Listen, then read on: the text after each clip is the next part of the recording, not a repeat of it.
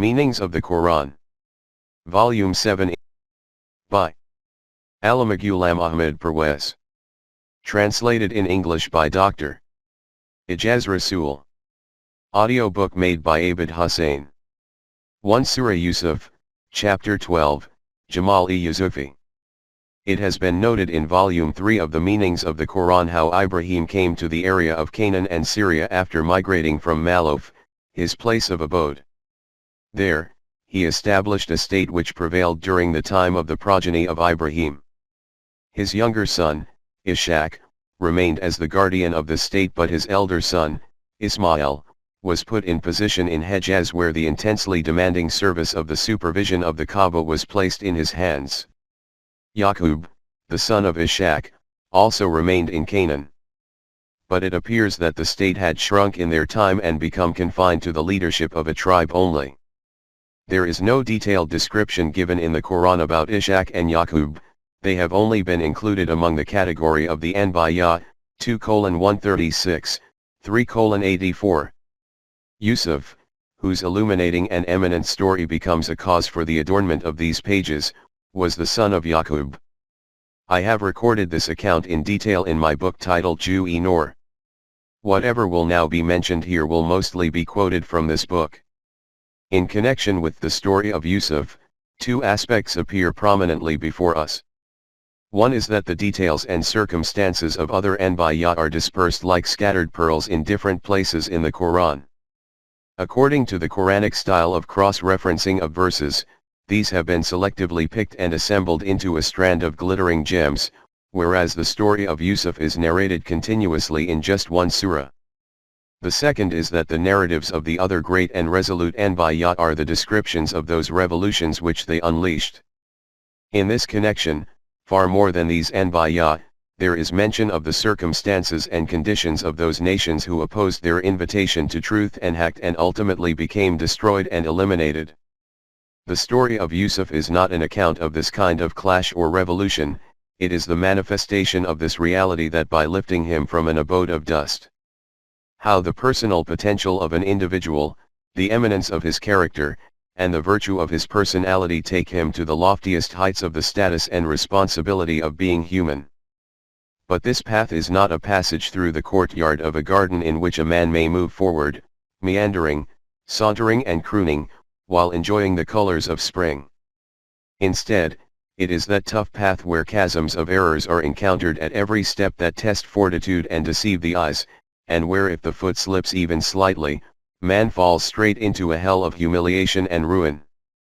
Protecting garments from every thorn on this path, maintaining sure-footedness on every cliff edge, and advancing forward courageously, safely, and securely, definitely falls within the remit of steadfastness in affairs. This is that path in which every visionary eye witnesses the glowing manifestations of the radiant character of Yusuf at every step. 1.1 Reflection of the future in his mind.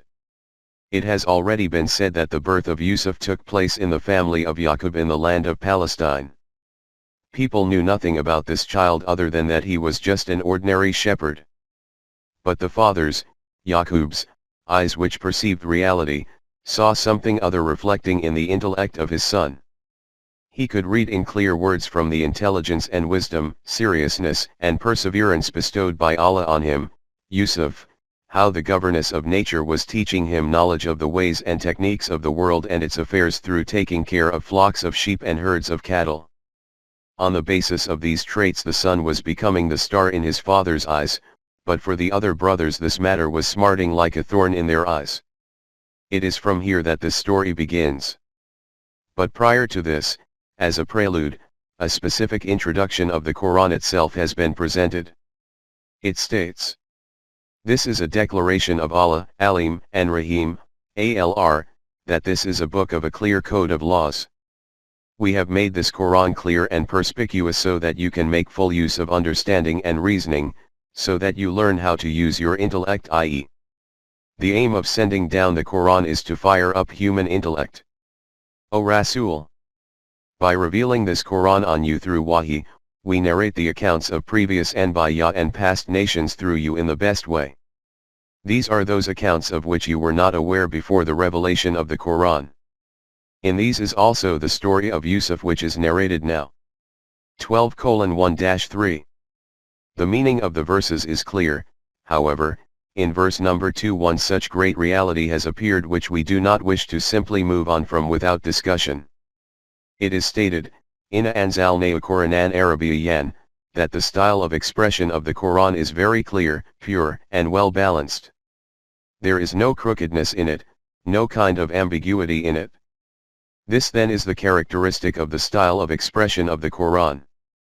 After this comes la'allakum taqilun, which is translated as so that you are able to understand, or you have understood. The meaning of this will be that the style of expression of the Quran is not such that it becomes understood automatically. That the student of the Quran will not need to do anything himself. Just as, for example, if there is light outside, then for the one wishing to see he needs do no more than keep his eyes open. After this, everything becomes visible automatically. This meaning of la'allakum taqilun is against the reality and wish of the Quran. The Quran does not become understood automatically by itself, for this something has to be enacted, and the Quran has concisely condensed this reality in one word. Taqilun is a verb of action, and action demands this element that the actor should perform that task. As far as my understanding goes, the word intellect has not been used as a verb in any language, at least definitely not in Urdu. Hence, taqilun simply cannot be translated in one word, nor can other words of this kind be translated. For example, in this way Allah has clearly explained His signs so that you can pay attention and reflect on them. 2:266. The meaning of la'allakum taqilun can be expressed in these kinds of words, so that you can make use of intellect, aql, so that you can bring your intellect into use. Further clarification of this meaning takes place in these types of verses where it is stated, these people remain as if deaf, dumb, and blind, and do not make use of intellect and reasoning. 2:171. This means that according to the Quran, aql is a potential which does not begin to function automatically by itself, only if it is put to use does it then play its role. If it is not utilized, then it remains unused. The Quran has called this potential kalab, where it states, so that their ability to use intellect, kalab, becomes awakened. 22:46. This implies that kalab is that means through which man brings his intellect into use. The object of this discussion is that human intellect is not that type of potential which comes into use automatically, like eyesight or hearing, it has to be brought into use. From this analysis it is clear that 1. In order to understand some issue, it is essential that its style of expression is clear, pure, explicit, and meaningful. This is why the Quran has stated repeatedly that its style of expression is extremely clear and perspicuous. 2. But its style of expression being clear and perspicuous does not mean that in order to understand its meaning man will have to do nothing himself, he will have to utilize his own intellectual ability.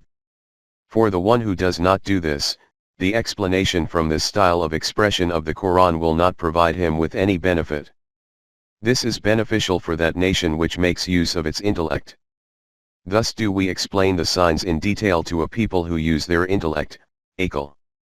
30:28. In this same surah a few verses later it is stated, in this account of Yusuf and his brothers there are signs of admonition and of counsel for those people who are in search of reality and who are in need of truth. 12:7. From this the Quran has informed us that in order to benefit from its contents, it is necessary that a hunger should arise in the human heart to reach the truth.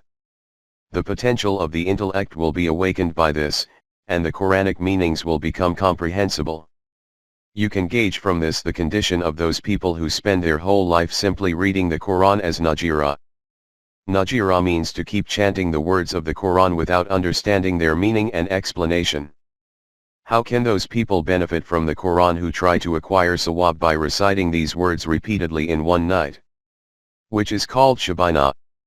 Or those who, claiming to be translators or mufassir, or those who try to understand it through translations or tafsir, Also consider the intellect and reasoning of men of prior centuries as being the final word instead of using their own intellect and reasoning, or those who fall neither into the category of Sa'ilin, those who question, nor into the category of Akilian, those who use intellect. The Quran can only be comprehended by those who make the effort to understand the Quran according to the Quran itself in the light of whatever level their human knowledge, experience, and observation has reached.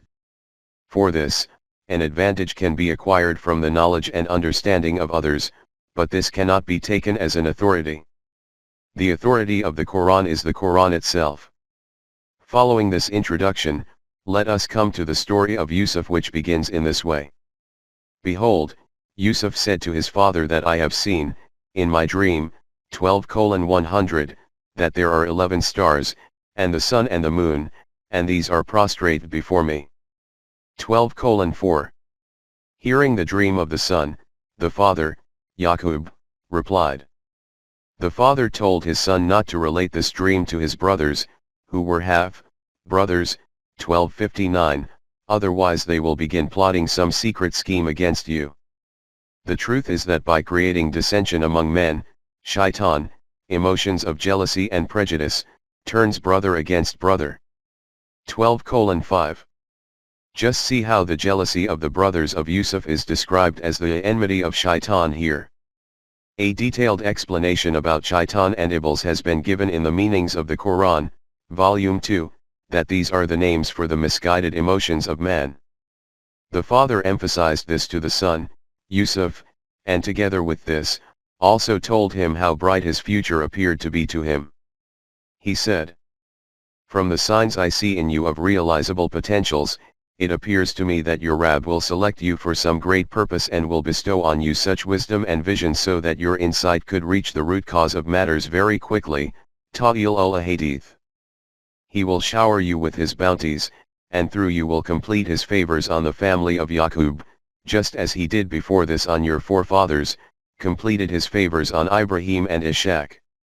Surely, your Rabb is aware of every affair and his decisions are based on wisdom. 12:6. Details about what is meant by Ta'il al-Hadith will appear later on. Together with this, it will also be explained how the completion of favors was accomplished on Yusuf.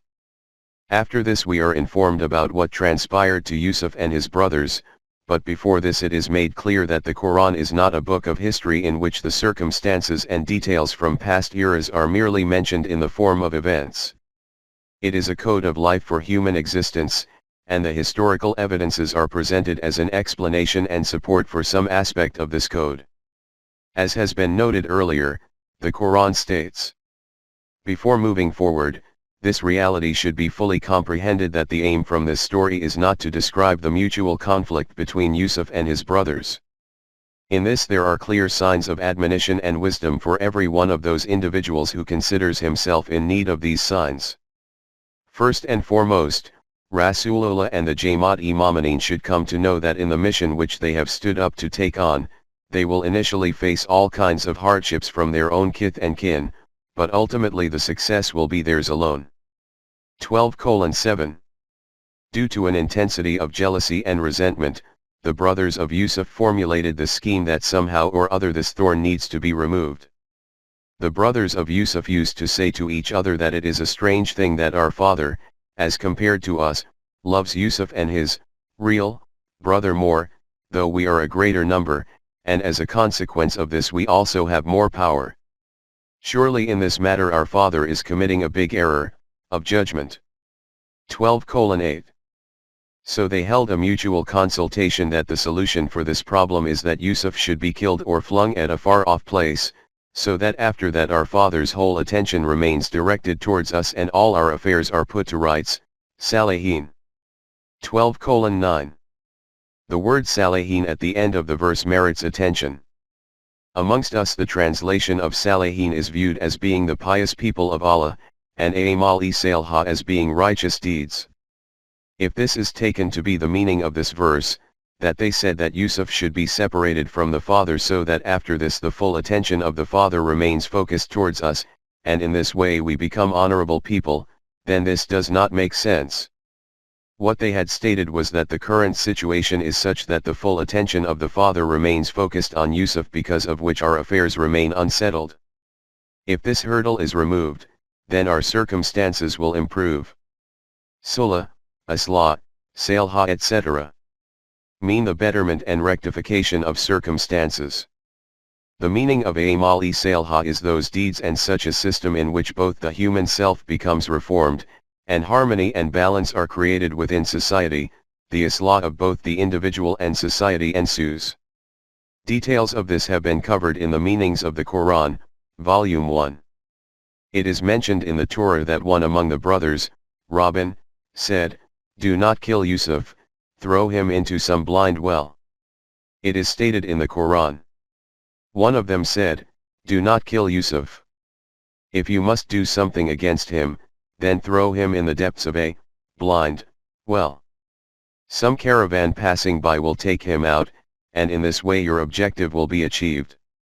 12:10. After this plotting, they came to their father. So they all preferred the scheme and, coming to their father they said, "O father! What is this that in the matter of Yusuf you do not place your trust in us, and you do not allow him to go here and there with us, though we are his well-wishers from the heart? We are going out tomorrow, send him along with us also, so that he should eat and drink, play for amusement, we all will protect him." 12:11-12. It seems as if Yaqub used to keep Yusuf close to him for his special training, but the other sons used to consider this to be a lack of trust. This is why they complained to the father that why does he not trust them in this matter. In reply, Yaqub said that the issue is not one of a lack of trust. The father replied, "It is not a matter of distrust. To my mind the risk is that you take him with you into the forest for a walk and play, and if you become distracted even momentarily, that a wolf might eat him up." 12:13. The Quran has not mentioned what the age of Yusuf was at that time. From the fear expressed by Yaqub, it appears that his age at that time was not much. The Torah states that his age was 17 years at that time. But this is not supported from the fear expressed by Yaqub as noted in the Quran. In any event, at this anxiety expressed by the father the sons replied. They replied, "O father! You are strange, if he is eaten up by a wolf despite the presence of such a great number of us, then what is the point of our existence? This will then mean that we are absolutely useless." 12:14. Attacks by wolves were not an unusual event in the life of a shepherd. Yaqub had expressed his fear as a result of this thought. But it appears that the evil character of the sons appropriated this as a link in their chain of deceitfulness and deception. The brothers took him along, and according to their carefully crafted secret plot, dropped Yusuf into a blind well. Hence, they took him with them, and all agreed on this that he should be dropped into a deep well. 12:15. 1.2 The plight of Yusuf. Just imagine this heart-rending and dreadful scene, that the beloved son of a father is being buried alive at the hands of his brothers. What must have passed through the heart of Yusuf in this dreadful grave?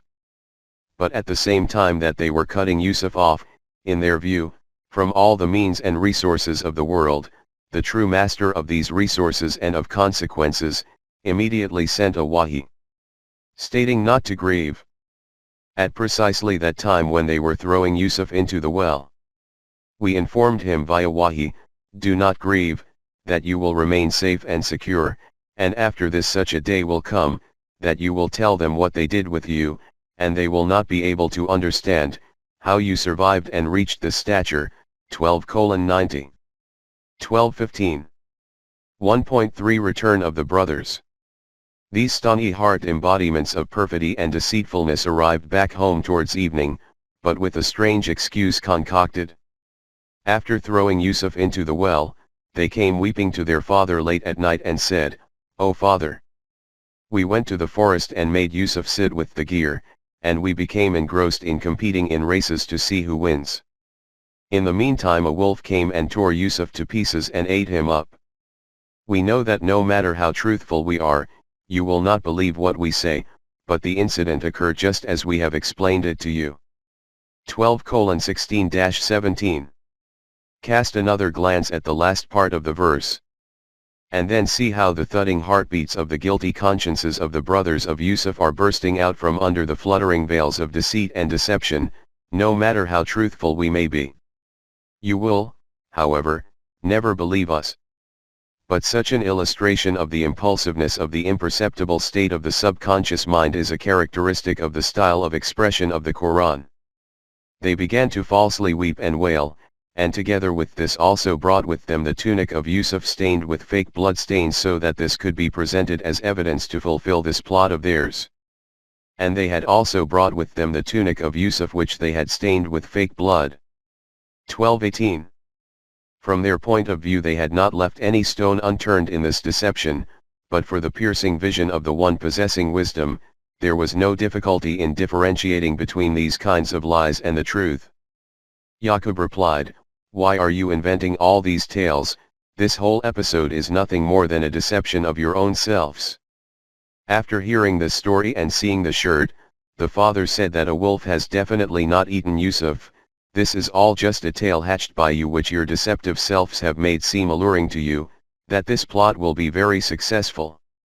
In any case, it is better for me that I make use of patience and courage, and not let the unity of the family become fragmented, and seek Allah's help in whatever you are describing. 12:18. While this was taking place there, it so happened that a caravan passed by this route on which that well was located into which Yusuf had been thrown. What happened there was that a caravan came into the forest, and they sent their vanguard person in search of water. He reached this well and dropped a bucket into it. From deep in the well Yusuf called out. He glanced into the well and saw that there was a youth there. He called to the other people from the caravan and said, "Listen to some good news. A youth has been found in the well." They took him and hid him so that they could sell him in some far-off place. They did all this away from the prying eyes of people, but Allah was indeed witnessing everything. 12:19. It is stated in the Torah that this caravan was of Ishmaelite Arabs which was taking its merchandise to Egypt. Furthermore, that the brothers of Yusuf had sold him to the people of the caravan in return for 20 coins. But the Quran states that the people of the caravan had kept him hidden so that no one could arrive to claim him. Even today, traveling tribes who engage in child trafficking take the children who fall into their hands to far-off places. Now a new phase starts in the life of Yusuf, and just reflect in what harrowing circumstances this phase commences. We have already mentioned that life in Palestine was a Bedouin life like that of those who graze their livestock in forests. Compared to this, Egypt at that time was at those heights of civilization and culture such that even today the eyes stare in astonishment when its buried treasures are unearthed, that in that era, and these kinds of specimens of civilization and culture. Just as even today civilized urban populations view the uncivilized life of rural folk with a certain disdain, the inhabitants of Egypt used to look down upon the surrounding shepherds with an intense aversion. Nevertheless, a youth belonging to the shepherds of the desert region reaches the populace of Egypt, and that, too, in this way that he is a captive in the hands of a caravan of strangers which is taking him to market to sell as a commodity. The people of the caravan sold Yusuf, in the Egyptian marketplace, with injustice and inhumanity for a paltry price which was not more than a few dirhams. They behaved in a detached manner in his sale, 1, because they had acquired this commodity free of cost, and 2, they may also have thought that if someone came forward to claim him then there will be a problem. 12:20. They sold the slave in an open marketplace, and because the commodity had come into their hands free of cost, they did not even pay any attention to how much he is being sold for. Whatever was offered, they hastily took it. Allah is great. A slave, and a slave sold with such disrespect. This was how he entered Egypt. It is noted in the Torah that the person who bought him was called Potiphar. The Quran has only referred to him with the title of Aziz, someone very respected or a holder of authority, since the aim was to introduce his status, not his actual rank. The Aziz bought Yusuf in the status of a slave. but within a very short time he judged from his honesty, truthfulness, balanced character, and God-given wisdom that this boy is worthy of complete trust being put in him, and that the organization and administration of the house can be placed in his hands. Hence, the Quran states, the person who bought Yusuf told his wife to treat him with respect. Akramai matwehu, do not treat this boy the way you would ordinary slaves, because from his appearance and conduct it appears that he is from a good background, hence, it is possible that he may become a cause for some benefit for us, or we may even adopt him as our son. 12:21. By saying Akramai matwehu, keep him with respect, the Quran has condensed a big part of the story within 2 concise words. This was the first revolution in the life of Yusuf, i.e., he entered the house in the status of a slave, and that, too, as a slave from Canaan, in other words, a very backward slave according to the Egyptians, and within a short time he became the trustworthy administrator of the household of a high-ranking official of Egypt. In this way we established Yusuf in the land of Egypt and made such an arrangement that he receives a good education and training, and he acquires the ability to understand affairs, and to draw correct conclusions from events. Allah is in full control of all his schemes, but most people do not possess knowledge of this. How and why is this taking place? 12:21. Just ponder that for the scheme of Mashiach to reach from the starting point to its completion, what kinds of stages of cause and effect have to be traversed. But because the secret is hidden from the eyes of ordinary people, they cannot therefore discern the links in these schemes. In this way, Yusuf started to develop within this modern environment. Consequently, when Yusuf, after receiving training in these kinds of surroundings, attained adulthood, he was acquainted with methods of organization and worldly affairs and was equipped with abundant knowledge and vision. These were those things which could not have been available to him in his life in the desert. But he achieved these because he lived his life here in a very upstanding manner. Whoever lives their life like this, they can also attain a similar reward. However, wahi cannot be obtained like this. 12:22. After Yusuf had passed through a few more stages of his life, Allah then bestowed him with the power of administration and the bounty of knowledge, and all this was a consequence of his eminent conduct. Wa Kazalika Najal Mosanin, 12:22. Just note how, together with this very first revolution, the Quran has directed the vision towards learning a lesson and receiving instruction from a story, i.e., that this revolution did not take place merely as a chance occurrence but materialist according to that immutable law of Allah, that the essential outcome of an eminent character and a purified conduct is always this. Wa Kazalika Najal Mosanin. Now begins the next link in this sparkling tale. And the caravan of excitement enters that valley in which temptations which test the patience of the self, and scenes which deceive the eyes containing thousands of means for the trial of both character and conduct, are spread with their camouflage traps all around on the land. The age of Yusuf at that time was of full adulthood. His initial life had been spent in the natural environment of wild jungle, far from the stressful and artificial life of society and culture. Even today, if you want to judge how a simple and unpolluted life enhances human beauty, then look at some child from a free tribe. The state of poverty and deprivation such that there are no clothes on the body but is clad in rags, but if you look at health and strength, these are coursing exuberantly through every part of the body. Beauty is the name of health, and when health and youth combine, then with their combination such a crystallized form of attraction and rapture becomes created in which life becomes manifest in its full energy and exuberance. Then the righteous blood of the son of a Nabi in his veins, and along with all these characteristics the gold plating of the beauty of chastity, vigorous and healthy youth, if it passes through the purified medium of heart and vision, then what greater beauty can there be than this? This is Yusuf.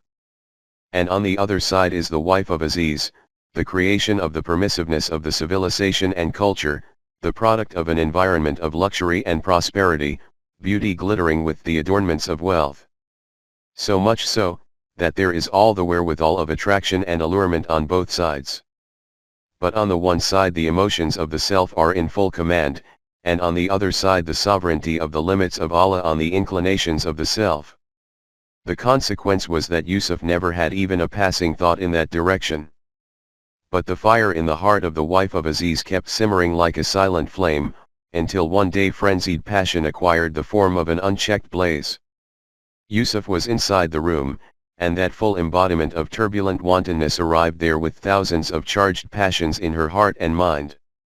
The doors were closed, and seductiveness with all its displays and expectations sought a passionate response. The Quran has summed up this whole incident in a few words and states, "And the woman in whose house Yusuf was living, i.e., the wife of Aziz, felt an attraction towards him. But no evil ever arose in the intention of Yusuf. Finally, that woman made up her mind to force him against his will to accept her demand by alluring and seducing him. So, one day she closed all the doors of the house and asked Yusuf to come to her. Yusuf replied that, Allah forbid. I can never do such a thing. My Rabb has caused me to reach to such a highly eminent and beautiful state of character and conduct. Do you desire to make me fall from this high stature? This can never happen. This is a clear transgression of boundaries, and those men who cross the limits can never succeed." 12:23. But the flames of the fire of her emotions were becoming like a wildfire. Forgetting everything in this obsession of hers, she had reached the extreme limits in this matter. Just reflect that there was no third person in that room as a witness. The full means for the satiation of the emotions of the self were available, yet what was that thing which, despite this overwhelming storm, did not permit the chastity of Yusuf to be stained? Just the thought of one Allah, i.e., Iman on this matter, and an unwavering Iman, that when there is no other to witness, then there is one such being present who sees all. The certainty of this fact that, according to the law of requital of Allah, every wrong deed produces its destructive effect whether there is anyone around to apprehend you or not. This was the difference between the wife of Aziz and Yusuf. Over the eyes of one were the thick covers of the lusts of the self, while the vision of the other, perceiving reality clearly, was witnessing the unveiling of the divine law despite this environment of omission of the self. Otherwise, from the point of view of being human, the desires of youth were on both sides. Just observe how beautifully the Quran has described this distinct difference, despite being brief and concise. It states, "But that woman had determined on this matter, and she had created such circumstances that if the bright and illuminating ethical standard of his Rabb had not been before Yusuf, he would have also inclined. The result of this moral standard remaining before him was that he remained aloof from this lustful act and did not commit evil. And in this way, he proved through his eminent conduct that he was from among our devoted servants." Later on, that woman herself also accepted and acknowledged that the intention of Yusuf did not become corrupted. 12:51. 12:24. This account is so captivating, heartwarming and gripping that it is the demand of hearts that do not wink even, in case a wrinkle may appear in the colorful pageant. But such a very delicate and important point is reached here, the elaboration of which is of greater value than the lure of the narrative, and so we are apologetic for this digression. In verse 12:24, it is stated, "If in front of Yusuf there was no bright and shining moral value of his Rabb, he would also have inclined." 12:24. From the meaning which is traditionally reported about this in our books of Tafsir, the character of Yusuf becomes torn to shreds. The summary of these meanings is that that woman formed an intention to take wrong steps, adultery, and Yusuf also formed this intention, but he stayed aloof in practical terms because he had witnessed the Burhani Rabb. Those who made such comments did not even consider that the inclination and intention to do evil is no less a sin than the act of evil itself. How much significance is given to inclination and intention according to the Quran can be assessed from this, that it has imposed the death penalty for deliberate killing, with intention, while it has ordered the paying of blood money, dayut, for killing in error, without intention, 4:92-93. It has not declared an unintentional mistake in general social interactions to be deserving of accountability. Only that is deserving of accountability in which there is an intention of the heart, 33:5. The support for this also comes from this supplication, 2:286, in which it is stated that there should be no accountability for the mistake which is made accidentally or unintentionally. In this connection, there is another point which merits attention. According to the Quran, zulm, injustice, is a severe crime, but there are two types of zulm. One zulm is that which is perpetrated on someone else. The other zulm is that which is committed against one's own self, 3:117. This can be understood through an example. You do an injustice to someone deliberately. The effect which this has on him is an injustice done to him. But the effect which occurs on your own self from this is an injustice by you yourself. The other form is that some kind of infringement against someone has occurred by you unintentionally. From this, there has been a zulm on him, but no zulm has transpired by you on your own self. The third form is that in which you formed an intention to do injustice to someone, but this injustice did not materialize. As a result of this, no zulm occurred on that person, but a zulm has occurred by you on your own self. In the story under consideration, this evil deed did not materialize, but that woman became declared as a criminal because she had formed an intention for this. If the same assumption is also made about Yusuf, that he had also formed an intention for this, then what would be the difference between him and that woman? Hence, to say that Yusuf had also formed this intention, but that he was not able to bring his intention to fruition because he had witnessed the burhan of his Rabb, does not suit the eminent stature of a Nabi. Then also note that Yusuf has said in the first sentence, 1. Ma'azi Allah. I seek the protection of the divine laws and the values of Allah. Then he said, 2. My Rabb has blessed me with an eminent character, how can I stain this mirror? And then in clear words after this is this decision of Allah, 3. According to his law of requital, a zalim can never prosper. And zina, adultery and fornication, is blatant zulm. Could Yusuf, the holder of these ideals and possessor of these intentions, ever form an intention for adultery? Ma'azi Allah. The meaning of the verse is clear. That such circumstances had become created that, in the way in which the wife of the Aziz had formed the intention to take this step, because she did not have the divine standards before her, similarly, if the opposite party had also been the same who did not have these divine standards before him, then he, too, would have agreed in this. But because Allah's burhan, sign, was before Yusuf, hence it was not possible that he would have concurred in this. Here, the Quran has elaborated the difference between these two inclinations of the heart. One is the inclination of the individual who is not an adherent of any higher value, and the second is of the one who considers himself to be an adherent of these values. An example of the former was the wife of the Aziz, and the latter was a reflection of the character of Yusuf. Regarding the Burhani Rab which Yusuf had witnessed, there are bizarre and outlandish tales to be found in the books of Tafsir. The common thread in them is as follows. Yusuf saw that his father, Yaqub, is standing with his finger in his mouth, and he struck the chest of Yusuf with his hand.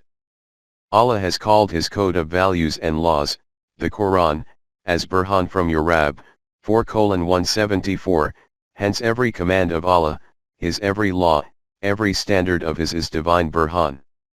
When Yusuf had said that those who do zulm can never prosper, 12:23, this was the greatest of all the burhans of Allah which was in front of him, and it was because of this that he remained free of the intention for this wrong step. And the biggest reason of all is that which Allah himself has noted in these words, that he was from among our righteous servants, 12:24, about whom Iblis himself had said. He said, O my Rabb, in the way in which you have deprived me from the blessings of life and have closed the path of success on me, I will now also do this, so that I will make the benefits and means of physical life appear so alluring to people that they will remain trapped in them, and completely ignore the higher aims of human life, and in this way, like me, they also become deprived of the true blessings of life. 1539. True, I will not be able to influence those who are your devoted servants, and they will keep themselves under the obedience of Wahi, hence, rebellious emotions will not be able to overwhelm them. 1540. And Allah had declared, "You will not be able to exert control on these devotees of mine. Your control will only be on those who, by abandoning this balanced path, would follow behind you." 1542. Hence, how could Yusuf fall into the alluring trap of these deluding spectacles? By carefully negotiating all of these thorny bushes, the servants of Allah pass safely through. Now let us move to the next link in this story of radiance and enlightenment. At the spurning by Yusuf, becoming overwhelmed by her emotions, that woman fell to imposing herself physically on him. Saving himself, Yusuf ran in an attempt to exit the room. That woman also leapt forward with a view to blocking him. Yusuf ran towards the door in order that he could get out somehow, and that woman ran after him to stop him from escaping. 1225. By leaping towards the door, each wanted to outrun the other. She was not able to get ahead of Yusuf, so she grabbed at his shirt from the back, and it tore. The woman seized the shirt of Yusuf from behind, but Yusuf speedily moved forward, and his shirt became torn from the back. 1225. And in front? But in the meantime Yusuf was successful in opening the door. The door opened, and what did they see but the husband of the woman standing before them?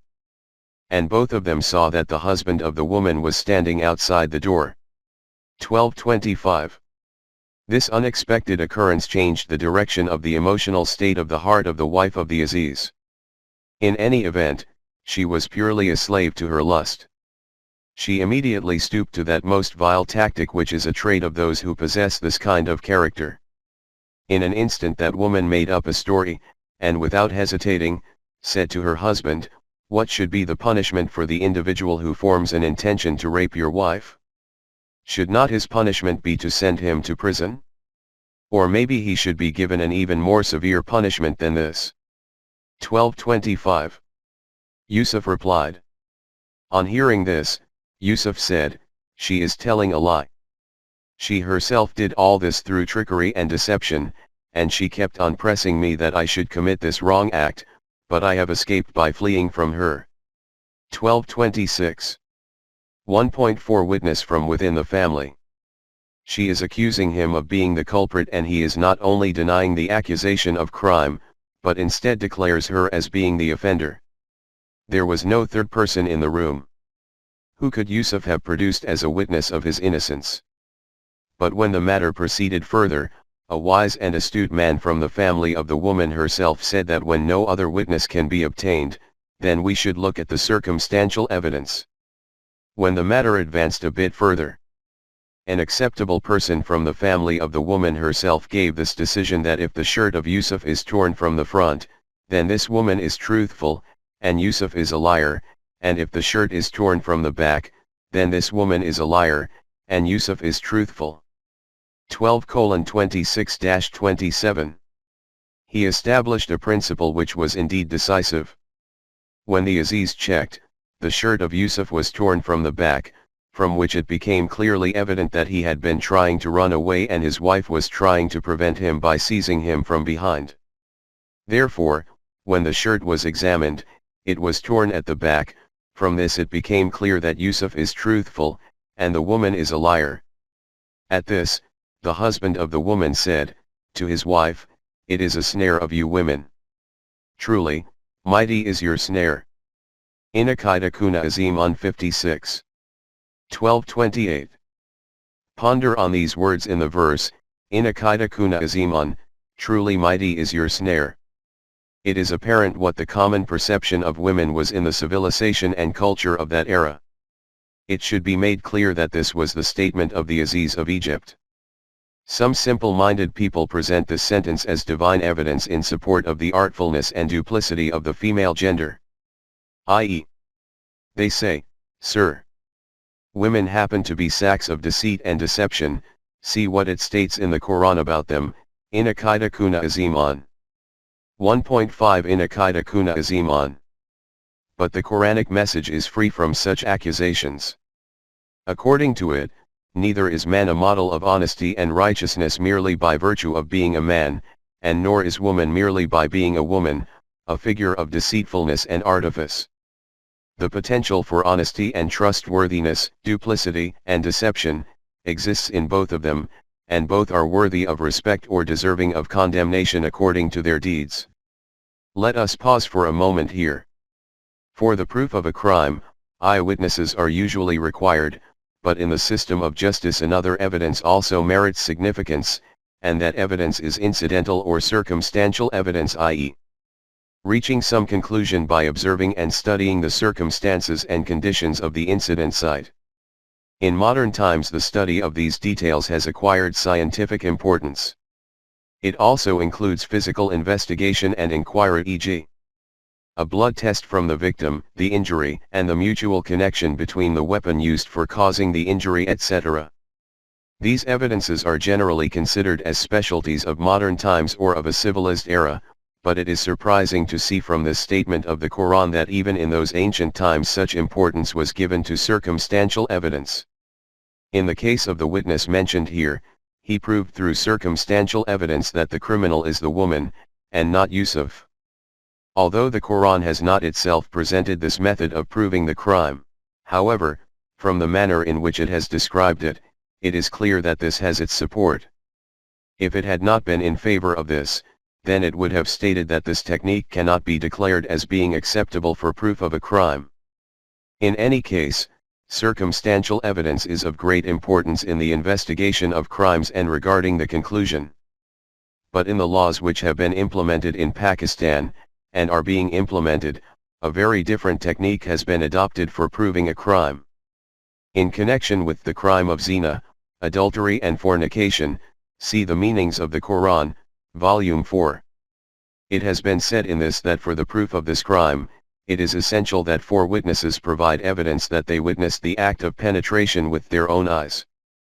If 4 eyewitnesses are not available, or if among them there is a difference in even part of the evidence, then the accused will be set free and the witnesses will be declared as criminal.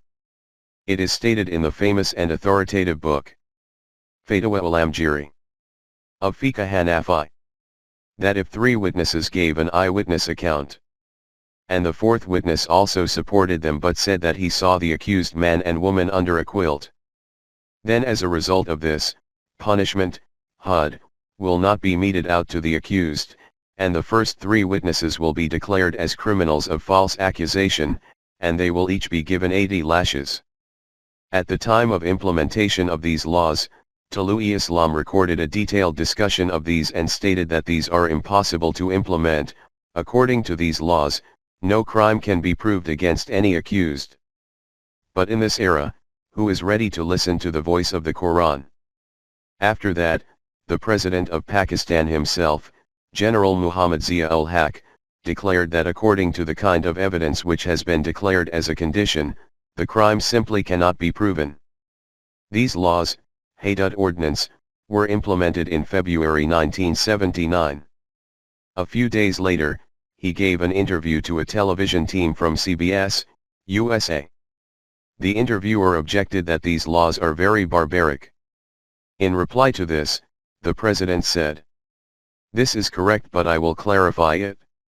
Instead of punishment, Islam emphasizes deterrence. If you keep an eye on this philosophy which is working behind these severe punishments, then you will see that according to this law of witness which is being implemented, not even 1 among 1,000 criminals will be able to be punished." The editor-in-chief, Mr. Michael O'Neill, of the internationally famous magazine Asia Week, published from Hong Kong, met the president at the end of 1981. The report of which was published in this magazine in the December 4, 1981 issue. In this meeting there was a detailed conversation about these laws. In reply to this objection of his that, according to these laws, no criminal could even be given a punishment, the president replied, "This is correct that this does not take place. You cannot stone people to death. The fundamental philosophy of the Quranic laws is that you should have such a power with you which can prevent people from committing crime. Just think, is it possible to get 4 such witnesses who can give evidence that they witnessed the act of penetration with their own eyes? This is impossible. But despite this, these laws still continue to exist in the state of Pakistan. These laws are in fact based on those laws of fiqh which were formulated by the lawmakers of the times of our era of Malukiyyat 1,000 years ago. And within Malukiyyat and the capitalist system, these kinds of crimes are generally commonplace in the upper strata of society. We do not wish to cast aspersions on the intention of anyone. But it appears that though the punishments for these crimes have been kept very severe, they are tied to such conditions according to which the crime simply cannot be proven, neither the crime can be proven, nor can the punishment be administered. But these laws were neither Islamic, nor eternal, that we are duty bound to obey them. For the Muslim Ummah, the Book of Allah, the Quran, is an eternal and immutable code of life whose commands and laws the Ummah of every era, i.e. the Islamic State, keeping in view the requirements of its time, will implement through mutual consultation. It should be emphasized that the Islamic State is that one in which all its affairs are conducted within the bounds of the Quran. The Quran has neither imposed the condition for eyewitnesses for proof of the crime of zina, nor has it declared rajam, stoning to death, as the punishment for it. Now let us continue with the story. The Aziz of Egypt reproached his wife in this manner and then said to Yusuf to put this matter behind him. To confirm the vindication of Yusuf, he once again called upon his wife to ask for forgiveness for her errors, as the crime is indeed yours.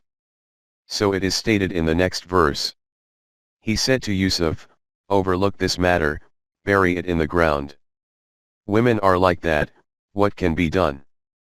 Then he said to his wife, you are in error, apologize to Yusuf for your fault. 1229. From this it also becomes clear that in such a culture which is based on the absence of Allah, and in which moral degradation becomes commonplace, how much can remain there of the attributes of honor and dignity? If this event had taken place in some Bedouin tribe, which are considered backward and ignorant according to urbanist society, the honor of the husband would have beheaded such a wife. But just look at this son of civilization, that this incident took place before his eyes. The crime of the wife was proven, and the most that he said to the wife was simply this, that your cohort is very deceitful, and said to Yusuf, O son, do not take this incident any further, just end it here.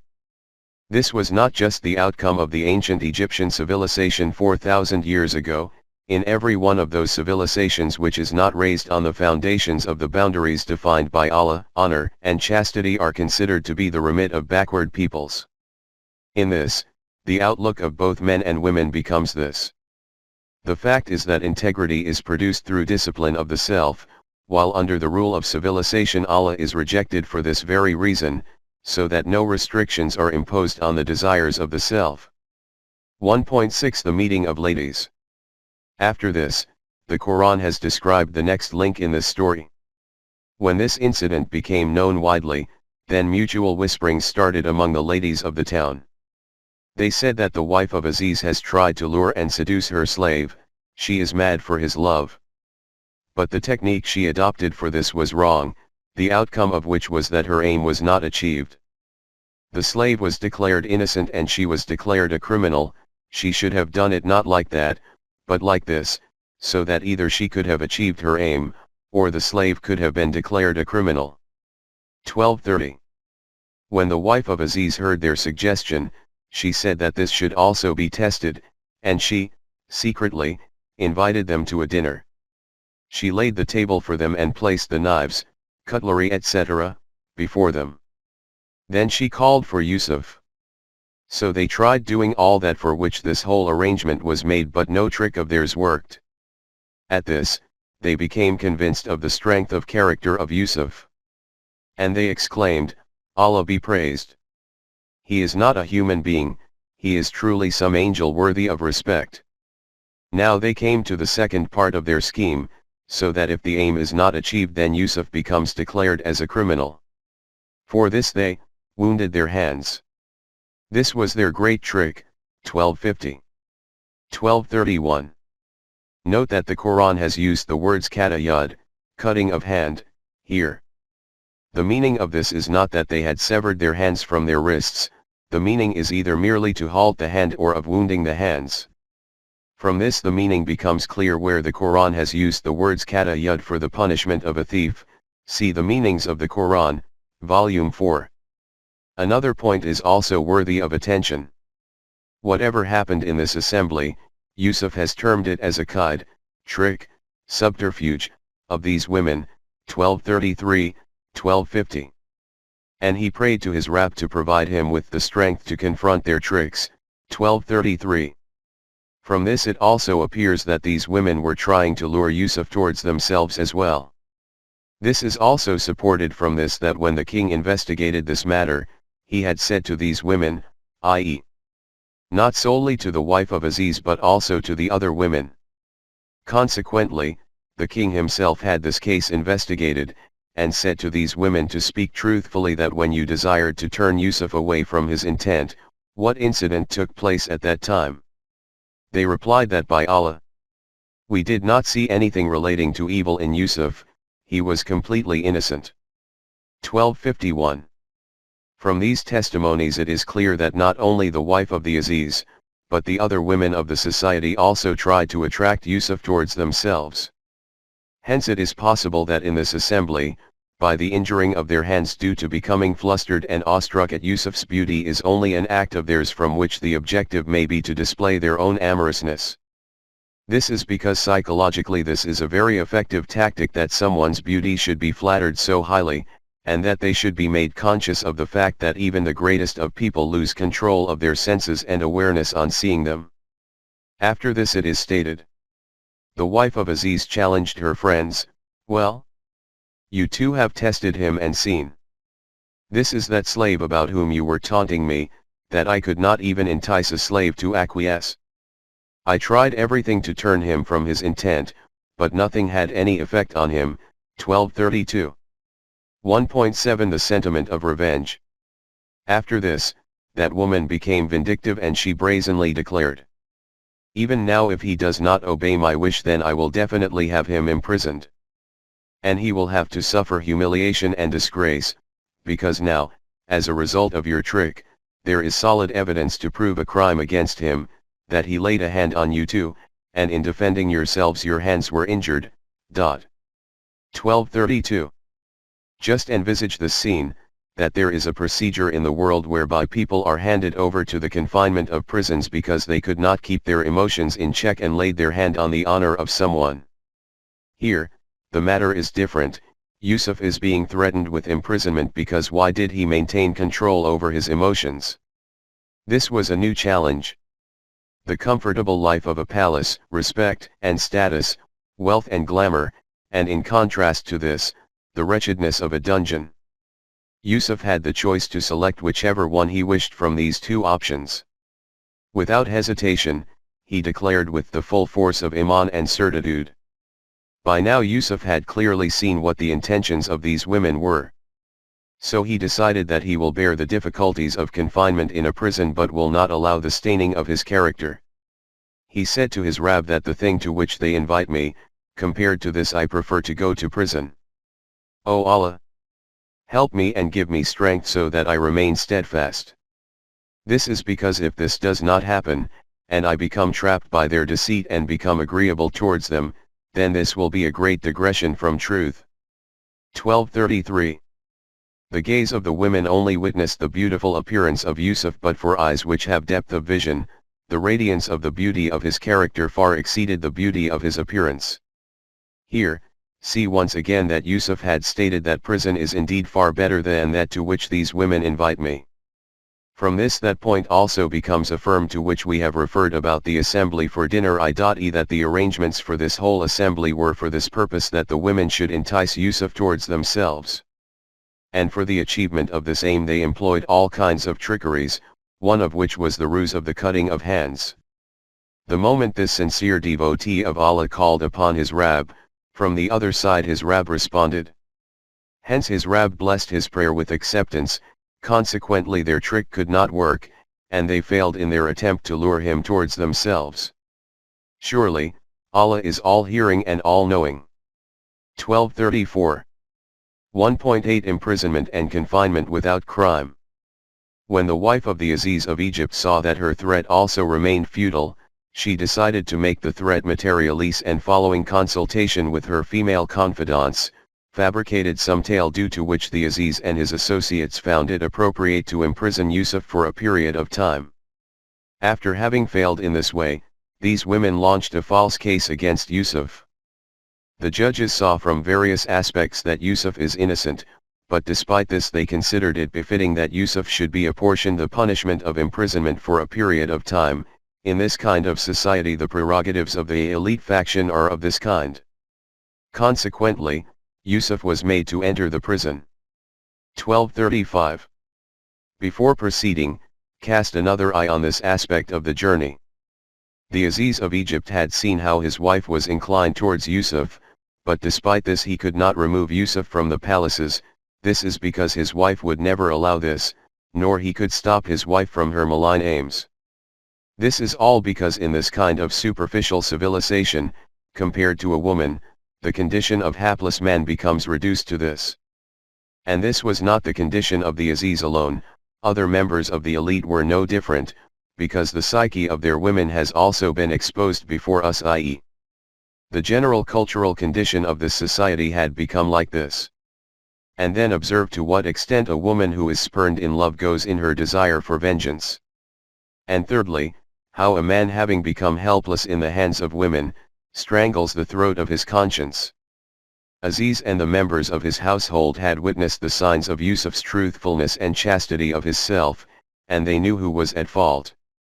But despite this they became obliged to carry out the threat of the wife of Aziz. In a society without Allah, this is how haqq and justice are ridiculed. We said at the start that different aspects of the eminence of the character of Yusuf have been displayed in the surah. So far one aspect has appeared prominently before us, i.e., the preservation of chastity. From this it is clear what an extremely precious quality the preservation of chastity is according to the Quran. Other than Yusuf, the Quran has also presented a detailed account of the life of another individual, and she is Maryam, the mother of Jesus. Details of this have been preserved in previous volumes of the meanings of the Quran, see volume 4 in particular. Though she is not a Nabi, the word istafaki has been used for her just like for the Anbiya, 342. What was the reason for her attainment of this lofty stature? She did not allow her chastity to become disinured, 21:91, and it is on the basis of this very attribute that her character has been declared as a model for all the women of the world, 66:12. At the animal level sexual intercourse is related to the process of procreation, but at the human level its status is somewhat different. Regarding this, we had noted in the meanings of the Quran, Volume 1, that even Western thinkers have reached this conclusion after lifelong research, that this has a profound correlation with the rise and fall of nations. We had mentioned there that we will write about this in greater detail at a suitable place. We feel that this place is appropriate for its elaboration. J. D. Unwin of Cambridge University made this question the subject of his research, whether the fulfillment of a sexual urge is merely an individual act which relates to two people, or whether it also has some effect on the civilization and culture of that nation. For this purpose he studied the lives of 80 primitive, ancient, tribes residing in different parts of the world, and then the cultural lives of 16 civilized nations. After that he presented the outcome of his research in his valuable book titled Sex and Culture. It is not known whether Dr. Unwin is still alive or has died, but his immortal book is before us, from which important excerpts are shared here. The first sentence of this book is: among both civilized and uncivilized peoples there is a close relation between sexual opportunity and cultural condition, and I have thought it worthwhile to conduct a detailed inquiry into the matter. The results of my inquiry, and the conclusions I have drawn from the facts, are presented in the following pages. In the preface to the book he has written: briefly stated, my final conclusion is that the cultural behavior, as defined, of any human society depends, first, on the inherent nature of the human organism, and, secondly, on the state of energy into which, as the result of its sexual regulations, the society has arrived. He has noted this principle in the main text of the book in the following words. No matter what kind of geographical environment some group may be living in, the dependence of the state of its cultural life is solely on this matter, what kind of regulations it had established in sexual relations both in the past and the present. Have you noticed to what conclusion this scholar has reached after his research? He has reached the conclusion that sexual relations are not a term for the mere satisfaction of an instinctive emotion, but instead the civilization and culture of nations is dependent on the discipline and management of this emotion.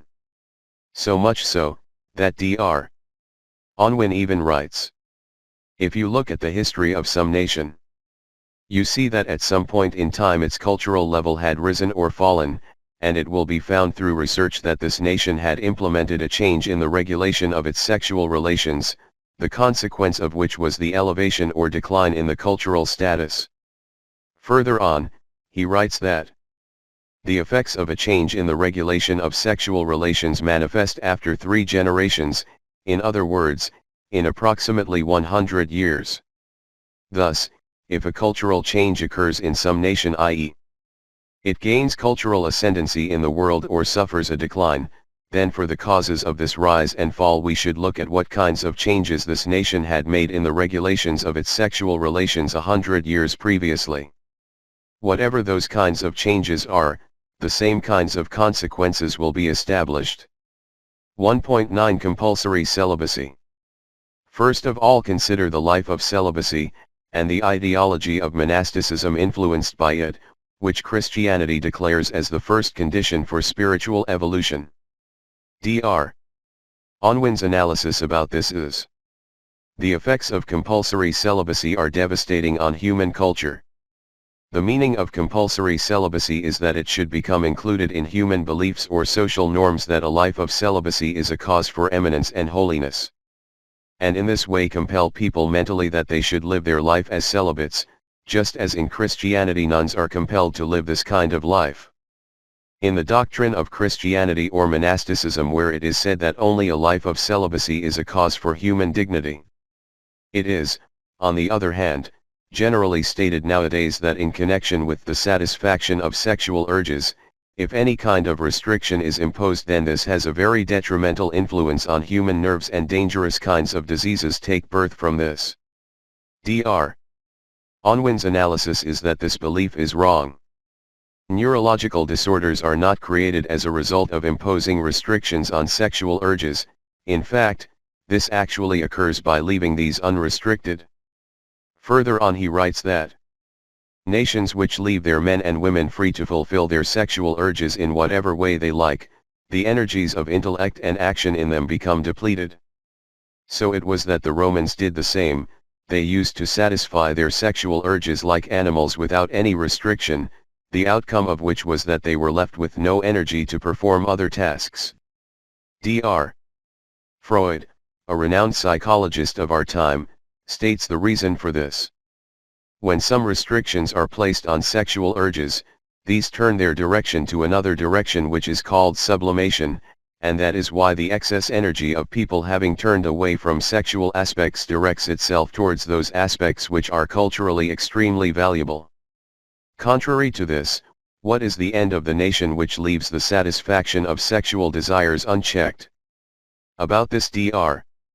Unwin writes, this nation certainly has the power of knowledge and intellect, but it does not seek guidance from this in their affairs. They never investigate the cause of events. Whatever happens they carry on accepting it as it is. For all matters of life, they have a well-established opinion, according to which they keep living. Every unusual event which they do not understand, they link it with some strange force. The manifestation of this force is sometimes believed to be stones, and sometimes trees, sometimes such animals which they view as baffling, and sometimes other such things whose nature they cannot comprehend. If they see anything extraordinary in the birth or life of some person, they assume that he is the master of this force. So much so, that even after his death they think that he is the possessor of this force. After this, Dr. Unwin has detailed all those superstitions which manifest in the shape of amulets, offerings, magic, spells, ancestor worship, reverence of graves of such a people. After this he writes, these kinds of beliefs continue generation after generation in this nation, the changes of the era have no effect on them in any way. In this society human beings are born, fulfill their own desires, and die, their corpses are buried in the ground, and they become forgotten as if they never existed. They are not human beings but are animals. This is the outcome of the research of a non-Muslim Western scholar. From this you can deduce how deeply the satisfaction of the sexual urge is connected with the life and death of a nation, and what the purpose and objective is of the level of restrictions which the Quran has defined for this. The younger section among us, in the footsteps of the West, commonly state that the satisfaction of the sexual urge is a demand of nature, whatever way it is accomplished is legitimate. The constraints which are placed on it are the requirements of society. If society thinks it appropriate, then it can relax these, or it can eliminate these totally. What objection can anyone have about this? The objection can be the one which a scholar from among the Western nations has determined after lifelong research. These restrictions are related to the rise and fall of a nation. It will, in fact, become clear from this why the Quran has placed so much importance on this incident in the story of Yusuf, and why this has been declared to be a reason for instruction and admonition for us. Let us now move forward. The organizer and administrator of the palaces and one accustomed to the life of comfort and luxury there, Yusuf is now enduring the hardships of prison.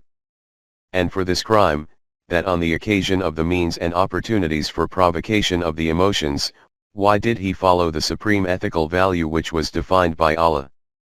Yusuf's purity, righteous character, and piety were not something which were hidden and secret. He had spent part of his life in the same place where he was now imprisoned. This is why there was also respect and esteem for him within the prison. In the prison there were another 2 young men with him, one of them was the drinks manager to the king and the other was the head chef of the king. They had fallen out of favor in some matter and were thus thrown into prison.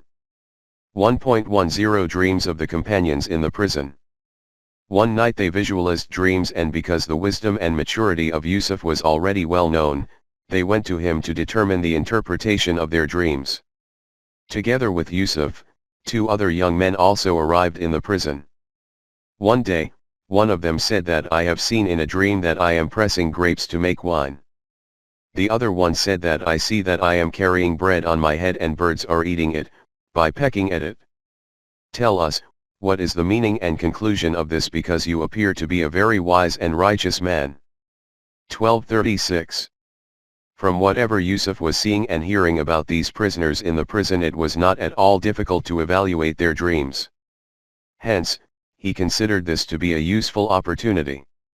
Due to their need, those young men were especially attentive towards Yusuf. Yusuf thought to put one principle about true deen into their ears. It is possible they may convey it to the king. But in order to influence them further psychologically, he considered it necessary to keep them waiting for a little while longer. Just as a messenger of divine messages does not let any opportunity slip from his hand for this purpose. Yusuf thought that these young men are fully attentive at this time to listen to him. Therefore the voice of Tawheed should be put into their ears. So he said to them that I will tell you the interpretation of your dreams before your meal time, but first, at least hear who I am and what my message is. Whatever I say is not from myself, rather I say it based on that knowledge which I have received from my Rabb. First of all, hear this, that I am not on the path of those who neither accept Allah nor have assurance in the hereafter. You may have heard the names of Ibrahim, Ishaq, and Yaqub. I am from among their progeny and follow their path. We do not associate anyone with Allah. Finding this reality, that no one is to be included in the sovereignty of Allah, is a great blessing of Allah which He has bestowed on us as well as on other people, who follow this path. But many do not recognize the value of this supreme blessing of His. 1237-38. 1.11 Address by Yusuf. After introducing his perspective and way of thinking in this way, he explained what it means to not associate others with Allah, and in this he declared the supreme reality of the divine deen, which is the fundamental principle of Islam. He stated, I will explain to you about this point in Tawheed in another way. An individual is the servant of just one master, and that master is also such that he possesses all kinds of authorities, and another individual is in the service of many masters at the one time.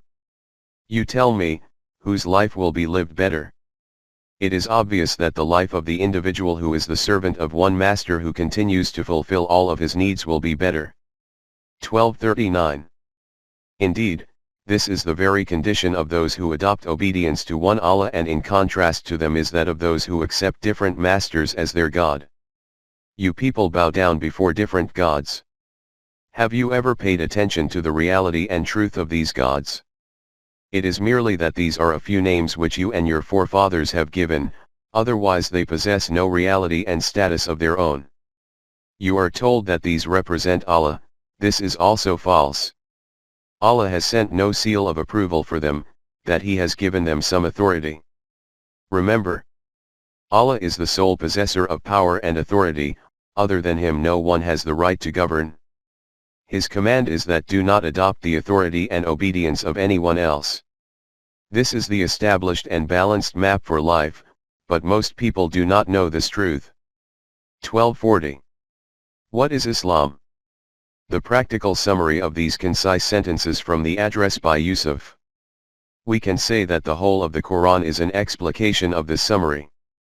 It is said that when Shah Jahan was imprisoned in the Agra fort, he requested a diamond crafting expert that he should insert a small diamond in the wall of his room in such a way that wherever he is in the room, sitting or standing, the whole crown should remain in front of his eyes. Just look at these little diamonds in the address by Yusuf, how in each and every single diamond the complete crown is seen glittering. Are many gods differing among themselves better, or Allah, the One, Supreme and Irresistible? 1239. The whole universe of Tawheed is embodied within this diamond. Man only bows before the one whom he considers, in his own mind, to be a conferrer of sustenance, about whom he thinks that he can provide him with some benefit, or can convey some harm. Just reflect that in this domain of inventing gods, how many he has to bow to in the world, and on how many doorsteps he has to smear his forehead with their humiliating dust. There is a famous phrase that one person cannot please two masters at the same time. From this, just imagine the state of that practical mushrik who has to bow his head at the iron doorstep of his new master for his every need, and then the irony is that not one among them has that power due to the perception of which he prostrates before them. So when some human being does not even have control over rububiyyat, then why should a man adopt slavery to another man? Sovereignty only belongs to that being according to whose law the decision of profit and loss is made. Hence, hear this, in il hukmo illa lillah, that it is his command, do not follow any other law except his. This is that established deen in obedience of which man should function.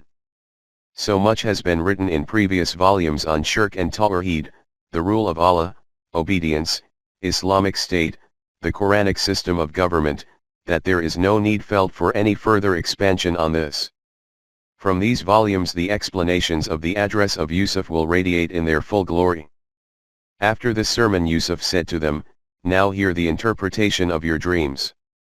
One of you, who is pressing grapes, will serve drinks to his master, and the second one will be hanged on the gallows where birds will peck at his head with their beaks. This is the interpretation of the dreams about which you inquired. Not only an interpretation, just view this as absolutely decreed, this is my evaluation. 1241. Yusuf said to the one about whom he thought would be released from the hardships, find an opportunity to mention to the king those matters about which I have told you, i.e., the oneness of Allah and about the sovereignty of Allah. However, these matters could only be effective in the event that the king learns that this prisoner is innocent, otherwise, who lends an ear to the advice and suggestions of an imprisoned criminal? Therefore, he would likely also have asked him to inform the king about the reality of my imprisonment. Both these young men were taken out from the prison, and both met their fates according to the interpretations laid out by Yusuf. But the young man who was restored to his job forgot the matter of Yusuf, and thus, the one among them about whom Yusuf had assessed that he will be released, he told him that when you go to your master, Rab, do mention to him those things which I have told you. Hence, he was released from the prison, but Shaitan made him forget to mention these things to his master. Many years passed thus in this matter, and Yusuf remained in the prison. 1242. 1.12 Dream of the King. Time continued to pass until one night the king visualized a strange and perplexing dream, the interpretation of which the wise men of the court were unable to give. One night the king saw in a dream that there are 7 fat cows which are being devoured by 7 thin cows, and 7 ears of corn are green and 7 are dried up. He narrated his dream to his courtiers, and said to them that if you can interpret dreams, then tell me what is the meaning of my dream. They replied that this is not a dream, but merely a distressed thought, and we do not know the interpretations of such kinds of distressed thoughts. 12:43-44. When this matter became spread among the wider court, the head of the bar staff remembered his dream in the prison and the interpretation given by Yusuf and the truth of this interpretation. The one from among the 2 prisoners who had been released remembered Yusuf, in connection with this dream, after a period of time. He said, "Let me go to the prison, I will let you know the interpretation of this dream." 12:45. Consequently, he hastened and reached Yusuf. He came to the prison and said to Yusuf, "That O you who gives correct interpretations. Tell us the interpretation of this dream that there are 7 fat cows which are being devoured by 7 thin cows, and there are 7 green ears of corn and 7 dry ones. I will make the interpretation of this reach those people, who have sent me here for this purpose, from this they will recognize your worth and value." 12:46. Just reflect that this is that same young man to whom Yusuf had given the glad tidings of his release and had emphasized that he should mention him to the king.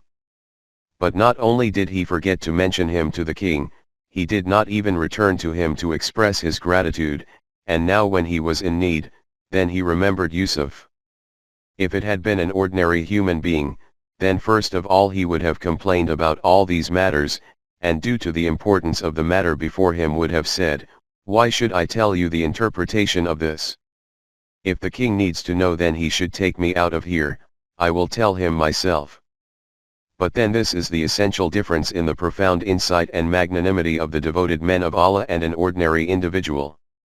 Not only did Yusuf not relay any kinds of complaints to him, he neither wished to take any advantage of this opportunity, he told him the meaning, and together with this meaning the solution also.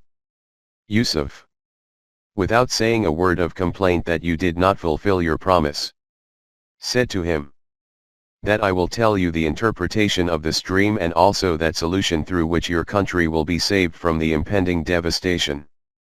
So listen, you people should farm and cultivate with great hard work for 7 years, and when you harvest the crop, then except for that grain which you need for your daily food, leave the remainder of the grain in its sheath, so that it remains preserved from infestation. After this there will come 7 such years which will be of great hardship, due to drought. During this time of drought, all that grain which you will have stored will become of use to you.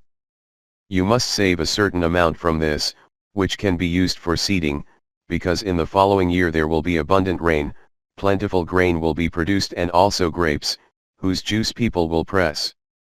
12:47-49. When the king heard the interpretation and together with it the beautiful solution, the potentials of the wisdom and vision, intellect and acumen of Yusuf became evident to him, and he immediately issued an order that this individual should be released from the prison and brought to the court. So the envoy of the king came to Yusuf with the release order. At this point another glowing aspect of the character of Yusuf becomes a reason to delight the heart and vision.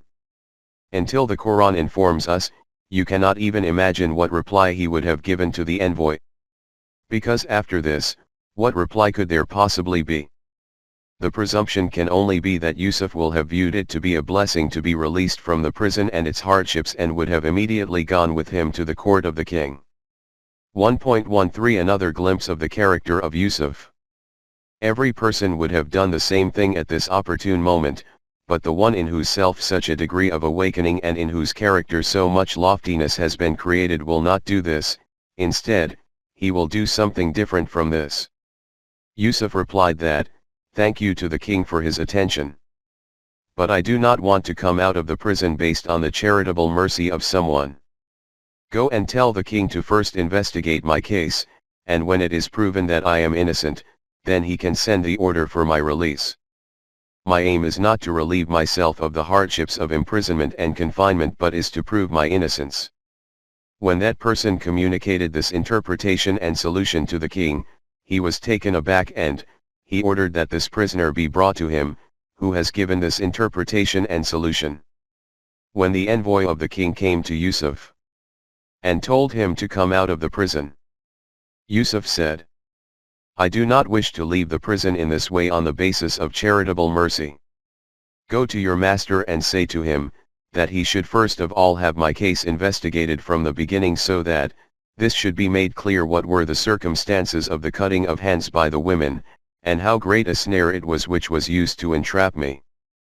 At this moment in time the knowledge of this fact is only with my Allah, but after investigation of the case it will become common knowledge as to who was at fault. If I am proven innocent in this way, then I will come out of the prison." 1250. Allahu Akbar. Of what a great character is this demonstration, but there is no mention of this in the Torah, in which it is noted only that Yusuf changed his clothes and immediately went to the king's court. And Pharaoh proceeded to send and to call Joseph that they might bring him quickly from the prison hole. Hence, he shaved and changed his mantles and went before Pharaoh. Genesis 41:14. 1.141 Hadith prevalent among us. Having reached this point, a hadith which is prevalent amongst us also comes to mind.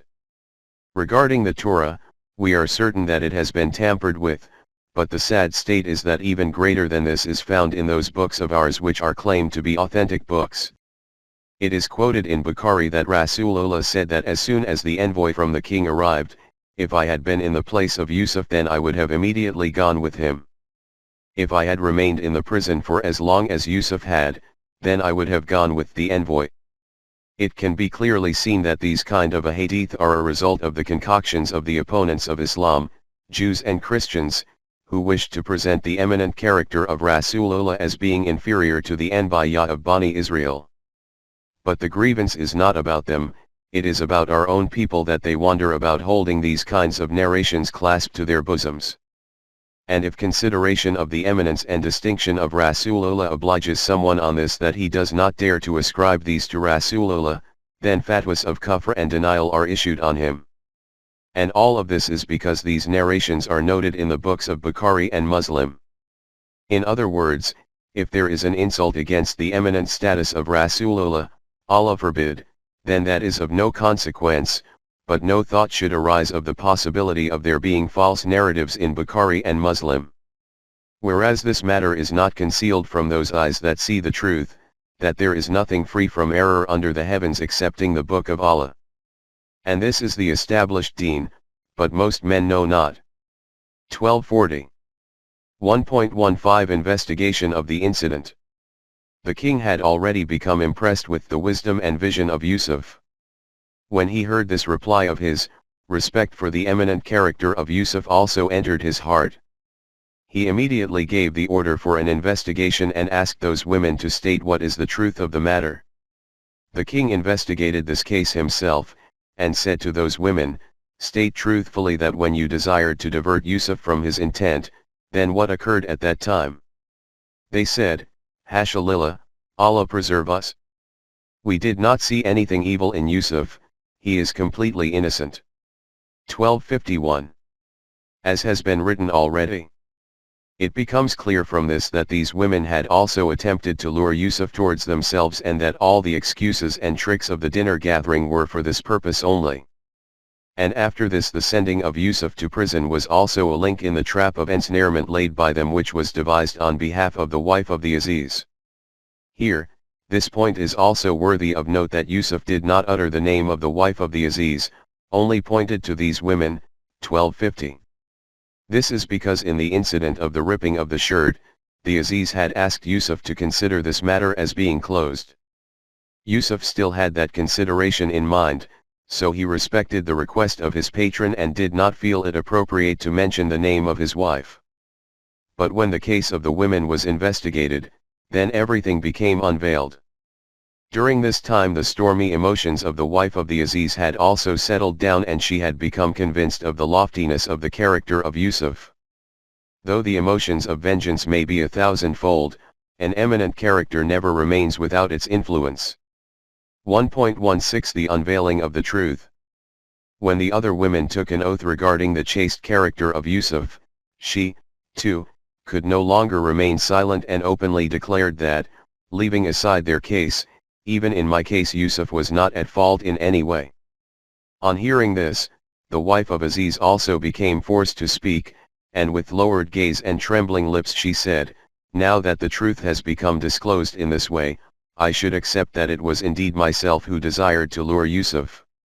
Undoubtedly, Yusuf is completely truthful in his statement. 1251. At this, Yusuf said that I also emphasized on the re-investigation of this case so that my patron and benefactor, the Aziz, may know that I did not go behind his back and betray his trust, and that the law of requital of Allah never allows those who betray trust to succeed. The betrayal of trust was by his wife, and she stands before us empty-handed and unsuccessful, whereas I was trustworthy, and ultimately success was my share alone. 1252. Then the wife of the Aziz, continuing her statement, said. The wife of Aziz continued her account and stated that I do not claim to be innocent, my nafs had misguided me. The reality is that the hedonistic desires of man provoke him towards evil, only that person can remain protected from this on whom is the mercy of Allah. Only He is the one who gives protection and provides remat against these kinds of errors. 1253. Who could not have had sentiments of respect and loftiness awakened in his heart from this display of the eminence of the character of Yusuf? Along with wisdom and vision, foresight and sound judgment, such elevated conduct and such strength of character, the discerning and astute eyes of the king immediately recognized the potential of this accomplished being. The king, after coming to know the true state of affairs, said, "Bring Yusuf to me, I wish to accord him a special position close to me by elevating him above others, he will be my closest advisor." Hence, when the king spoke to Yusuf, then his other attributes also became manifested to him. He said, "From today you have acquired the status of the possessor of great respect and competence in our eyes. Your trustworthiness and integrity have been proven." 1254. Allahu Akbar. A shepherd from Canaan, a slave sold in the marketplace of Egypt, a prisoner for years, and the addressee of these words from the king. Today, surely, you are before our own presence, with rank firmly established and fidelity fully proved. 1254. Yusuf cast an eye over the different departments of administration and logistics of the state, and assessed which department he should retain in his own hands, through which the remainder of the arrangements will then proceed in the correct direction. Yusuf said to the king that, the secret of the prosperity of the nation of Egypt lies concealed in the riches of its land. Place the responsibility of these treasures, the produce of the land and economic affairs, in my control. I will protect these because I know how this is done. 1255. Just reflect that when Yusuf had arrived in the palaces of the Aziz and the administration and organization of that place was placed in his control, Allah had declared, "The individual who bought Yusuf and brought him to his house told his wife that, do not treat him as with ordinary slaves, but instead, keep him with respect, because from his appearance and conduct he appears to be a boy from some good background, hence, it is possible that he may become a cause for some benefit for us, or we may even adopt him as a son." In this way we established Yusuf in the land of Egypt, and made such an arrangement that he should receive a good education and training, and that he acquires the ability to understand matters and to draw the correct conclusions from events. Allah ensures the success of his schemes, but most people do not understand, that how and why is this taking place. 1221. This means that the objective of this tamakan, establishment in the land, was that Yusuf be provided with opportunities for the comprehension and balanced planning and execution of affairs. The outcome of this practical training was that now Yusuf became capable of managing such a vast organization. Having reached to this point, it is stated, "In this way we made Yusuf the holder of authority in the state of Egypt, such a holder of authority that he could run the organization and administration in whichever way he wanted. We bestow people with Remat according to our law of Mashiat, and that law of Mashiat is that we do not let the efforts of whichever person lives life in a balanced and righteous way to go to waste, he will ultimately receive its reward." 1256. Tamakan fil ard, and such a tamakan, established power, that there is no one to interfere in your authority, wherever you wish you can exert your authority. What greater reward can there be in the world for righteous deeds and purified intellect and vision? As far as the destination after this world is concerned, what can one say about the elevated statures and ranks there? The pleasant outcomes of balanced conduct in this life do not remain confined to this world only, these also continue to be an accompaniment in the life of the hereafter. And there the state of these is even better than the bounties of this world. Those people who maintain conviction in the truth of the laws of Allah, and by remaining protected from the destructive path live life according to these laws, achieve all these triumphs. 1257. We have already seen that Yusuf had taken the administration of the affairs of the land into his own hands, and he had figured out that the country is likely going to face the risk of famine. What measures he adopted in relation to its prevention, in fact, in relation to the economic system of the state, are not mentioned in the Quran, though there are details given in the Torah about this. These details cannot be considered as being authentic, as there has been tampering in the Torah, but from whatever has been referred to in it regarding the administration of the land, one can assess what kinds of measures Yusuf may have adopted in this respect. 1.16 Yusuf's administration. In Genesis 47:13-26, it is noted, "Now there was no bread in all the land because the famine was very severe, and the land of Egypt and the land of Canaan became exhausted as a result of famine. And Joseph went on picking up all the money that was to be found in the land of Egypt and in the land of Canaan for the cereals which people were buying, and Joseph kept bringing the money into Pharaoh's house. In time the money from the land of Egypt and the land of Canaan was spent. And all the Egyptians began coming to Joseph saying, 'Give us bread, for why should we die in front of you because money has run out?' Then Joseph said, 'Hand over your livestock and I shall give you bread in exchange for your livestock. If money has run out.' And they began bringing their livestock to Joseph, and Joseph kept giving them bread in exchange for their horses and livestock of the flock and the livestock of the herd and asses, and he kept providing them with bread in exchange for all their livestock during that year. Gradually that year came to its close, and they began coming to him in the next year and saying to him, 'We shall not hide it from my lord, but the money and the stock of domestic animals have been spent to my lord. There remains naught left before my lord, but our bodies and our land. Why should we die before your eyes, both we and our land?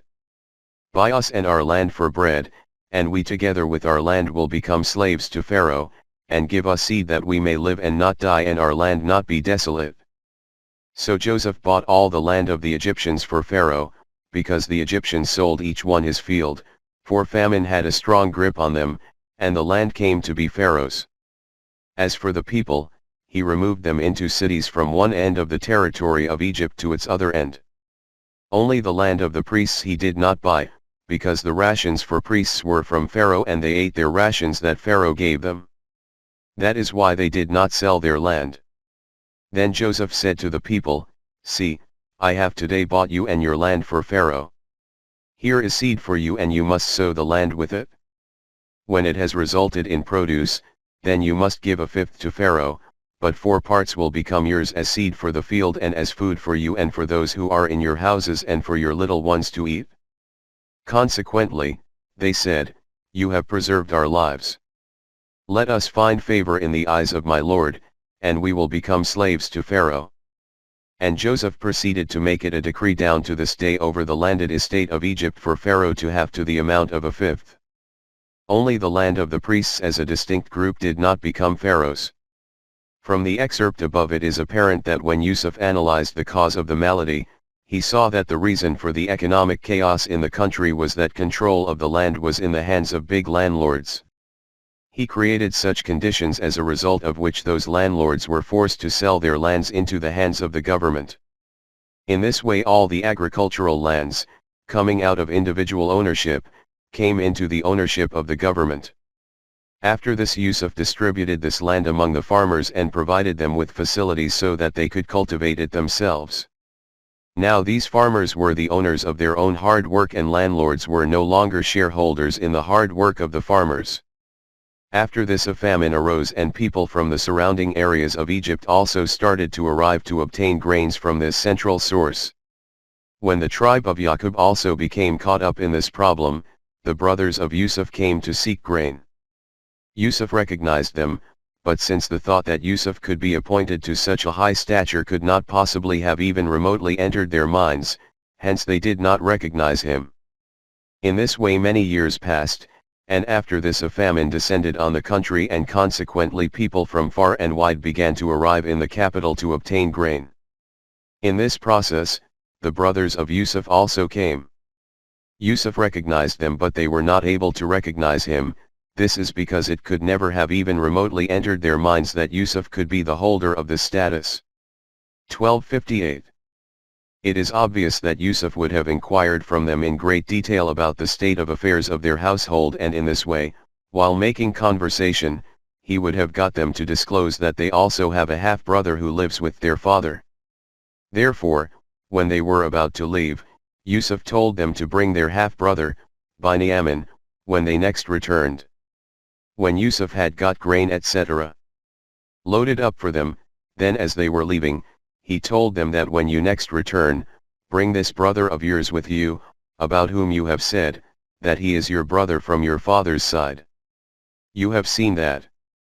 I am not a harsh official who will do an injustice to someone, I give full measure and also host those who come from outside well, hence, your father about whom you have expressed a fear that he will not be agreeable to sending your brother with you need not feel any danger in sending him here. If you do not bring him to me then you will neither get grain nor will you have access to me. 12:59-60. They replied. They said, we will try our best that our father revises his decision and we are sure that we will succeed in this matter, and bringing our brother with us, we will present ourselves before you. 12:61. In order to ensure the likelihood of their coming back, Yusuf also had their payment put in their sacks. Yusuf told his men that the money with which they have purchased the grain from my side, put it in their sacks in such a way that when they reach home and open their load, this money should appear before them, and they recognize that it is their own money and in this way they return to obtain grain. 12:62. On arriving home, they explained to Yaqub the condition declared by the Amir of Egypt, i.e. Yusuf. Consequently, when they returned and went to their father, they, after narrating other events, said that we have been told that you will only be given grain again if you also bring your brother with you, if this is not done, then never mind the grain, you will not be able to come anywhere near me. Hence, send our brother with us so that we can bring back grain. And we give you assurance that we will fully protect him. 12:63. On hearing this Yaqub replied. Upon this, he, Yaqub, said, what, should I also trust you in his case just as previously I had trusted you regarding his brother, Yusuf? That is why, I cannot place him in your protection, he will remain in the protection of Allah, because he is the best to protect and provides the best of provisions. 12:64. After this, when they opened their load they found their money sitting there, upon which, according to Yusuf's expectation, they began to insist again with their father. So when they opened their load, they saw that together with the grain, their payment has also been returned. Upon this they said to their father, what more do we need than this, that we obtain grain and also get our money back? Now just think that if we cannot go back to obtain grain merely because you do not wish to allow our brother to go with us, what a great loss this will be. Therefore, give us permission that we can take him with us and bring back grain for our household. We will give him full protection and, from this we will also have the benefit of his share, bring back an additional camel load with us. The grain which we have brought is very meager, it will soon finish. 12:65. Finally, Yaqub obtained a commitment from them in the name of Allah that they will bring Binyamin back safely, and after that he gave permission for him to go. The father said that, "Since you are now pressuring me like this, I will therefore send him with you, but on this condition that, you make a commitment by keeping Allah between us that you will definitely bring him back to me, excepting that you are yourselves somehow encircled, and become totally helpless in this way." When they had given a commitment for this, he said that Allah is a guardian on our discussion and the agreement which we have made. 12:66. It is stated in the Torah that when the brothers of Yusuf had gone to Egypt the first time, they had been subjected to a suspicion of spying.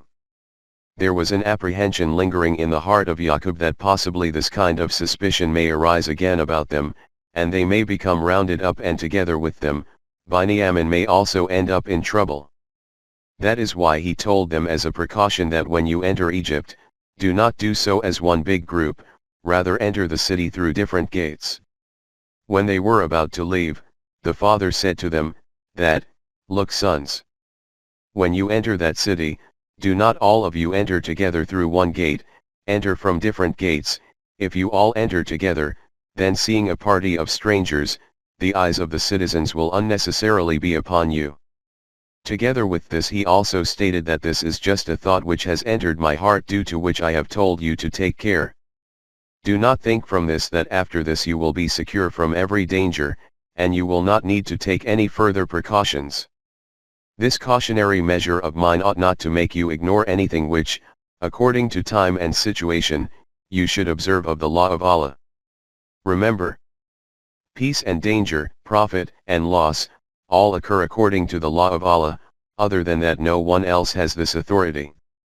My trust is also in him, and you, too, should have trust in him alone, and not only myself and yourselves. Everyone who wishes to trust should place his trust in him. 12:67. After this it is stated, consequently, the caravan of these brothers entered the city in the same manner that the father had advised. But, as will become evident a little later, this measure could not prevent that incident which was about to take place here according to the law of Allah, and according to which Binyamin was to be held back here. This cautionary measure was merely the outcome of a thought which took birth in the heart of Yaqub, and the uneasiness from which he had resolved in this way. This thought was also based on knowledge and wisdom, it was not a mere superstition. This is because we had bestowed Yaqub with knowledge and foresight. That knowledge and foresight which most people remain without. 12:68. When this caravan reached Yusuf, he informed his brother, Binyamin, that I am your brother, so do not grieve. When this party reached Yusuf, he had his brother stay with him, and told him that I am your brother, Yusuf, and along with this he also emphasized, do not be sorrowful about whatever our other brothers did to me. 12:69. Yusuf may have wished with all the intensity of his heart that Binyamin could stay behind with him, but this could not occur unless he was either held back without reason, or he disclosed the secret to his brothers about who he was. The first option was impossible because the law of the land did not permit this, and the use of force was inconceivable for the character of Yusuf. On the other hand, the time was not yet right for the disclosure of the secret to the brothers. Therefore, he was forced with a heavy heart to say goodbye to his brother along with them. Yusuf provided the means for their return. When this load was being made ready for the journey, one of the brothers stealthily placed Yusuf's royal goblet in Binyamin's sack. The intention may have been that if no one sees it, then the goblet will reach home, and if it is detected, then Binyamin will be discredited and his status will diminish in the eyes of his father. After this the caravan set off on its journey. When the attendants of the palaces checked the various items, they could not find the royal goblet there. Because the caravan from Canaan had stayed there, hence their suspicion was inevitably cast on them. They chased after them and called out to them to halt, and inquired whether they had taken the goblet. When Yusuf had their load made ready, for the return, then, one of the brothers, put the royal goblet in the sack of Binyamin. If not discovered, then the goblet will reach home, and if discovered, then Binyamin will get a bad name. When Yusuf's men found the goblet missing after they had departed, one among them, cried out, "O people of the caravan! Halt, you are thieves." 12:75, 12:83, 12:89. They turned towards the men of Yusuf and said, "What is it that is missing of yours, for which you are calling us thieves?" They replied that the royal goblet has gone missing. Whoever finds it will receive the reward of a camel load. The leader of these men declared that, "I give assurance of this, that this reward will certainly be given." 12:70-72. The evidence for what we have mentioned here about one of the brothers of Yusuf having stowed this goblet in the sack of Binyamin is that later when Yusuf disclosed to his brothers about himself that he is Yusuf, he confronted them, saying, "Do you know what you did to Yusuf and to his brother?" 12:89. What they had done particularly to Binyamin is not mentioned anywhere in this account apart from at this place. From this it can be deduced that this goblet was stowed in the sack of Binyamin by one from among these brothers, and this was that intrigue to which Yusuf had referred. In any case, the royal officials started to interrogate them, and they began to take oaths that they were not thieves. "We have already come here once before, you had seen that we did not create any kind of trouble." The brothers of Yusuf said that Allah is a witness that we did not come here to create some kind of mischief or to break a law. We have come here before as well, therefore, you are acquainted with us, that we do not have any such kind of intention.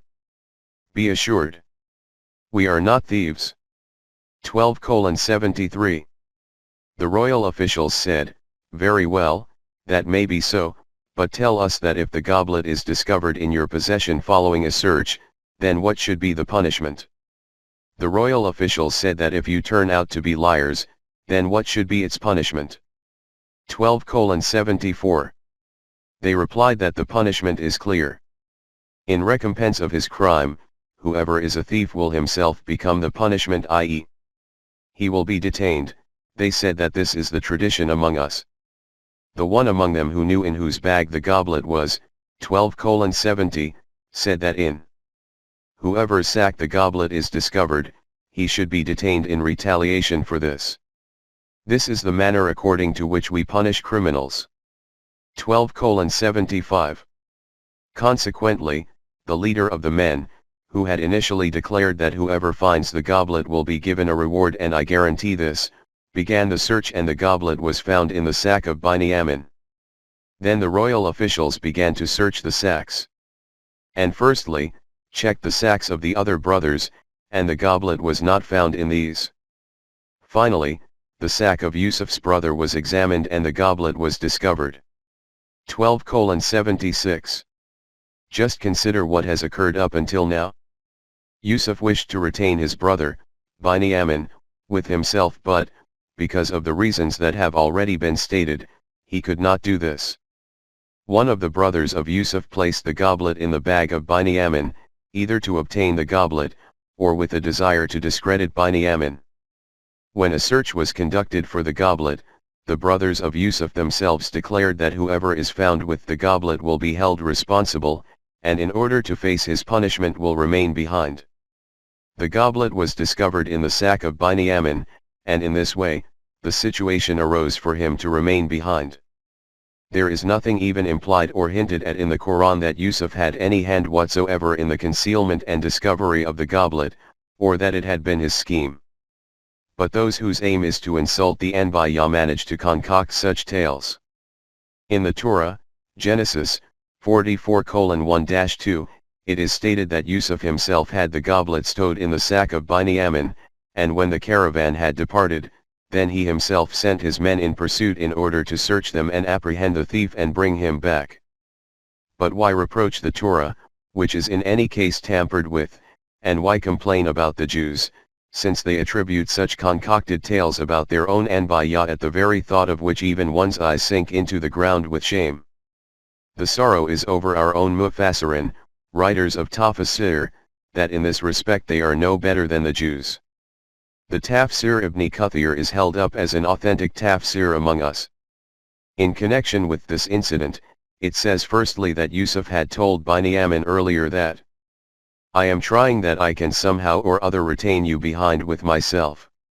In explanation of this effort it is written that, when he began to give a camel load each to his brothers according to the protocol, and started loading their goods, he gave a secret signal to his wily workers that the royal goblet of silver is to be stowed secretly among the goods of Binyamin, so his workers deftly placed that chalice in the sack of his brother, Binyamin. After this it is described how the goblet was caused to be exposed from the sack of Binyamin, and he was held back, and the commentary about this is as follows. This was that procedure which Allah with His wisdom had taught Yusuf for the succor of Yusuf and Binyamin. Just note that according to the tafsir of these people, Allah forbid, teaches His Nabi by proposing a subterfuge, and by acting on this, the Nabi achieves his aim. After this, these people state that Allah elevates the grades of those whom He wishes. Allah forbid. This is an example of the comprehension of Islam by the renowned mufassirin.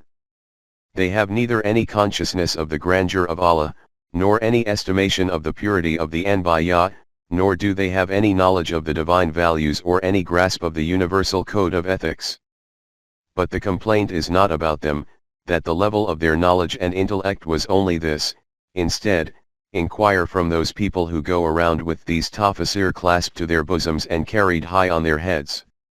Not only do they read these, but they also teach them, and according to this teaching they are declared as being Allama. As far as Yusuf is concerned, the Quran has provided evidence of his great stature in 4 words. It states, Narfa'u darajatin man nasha'u.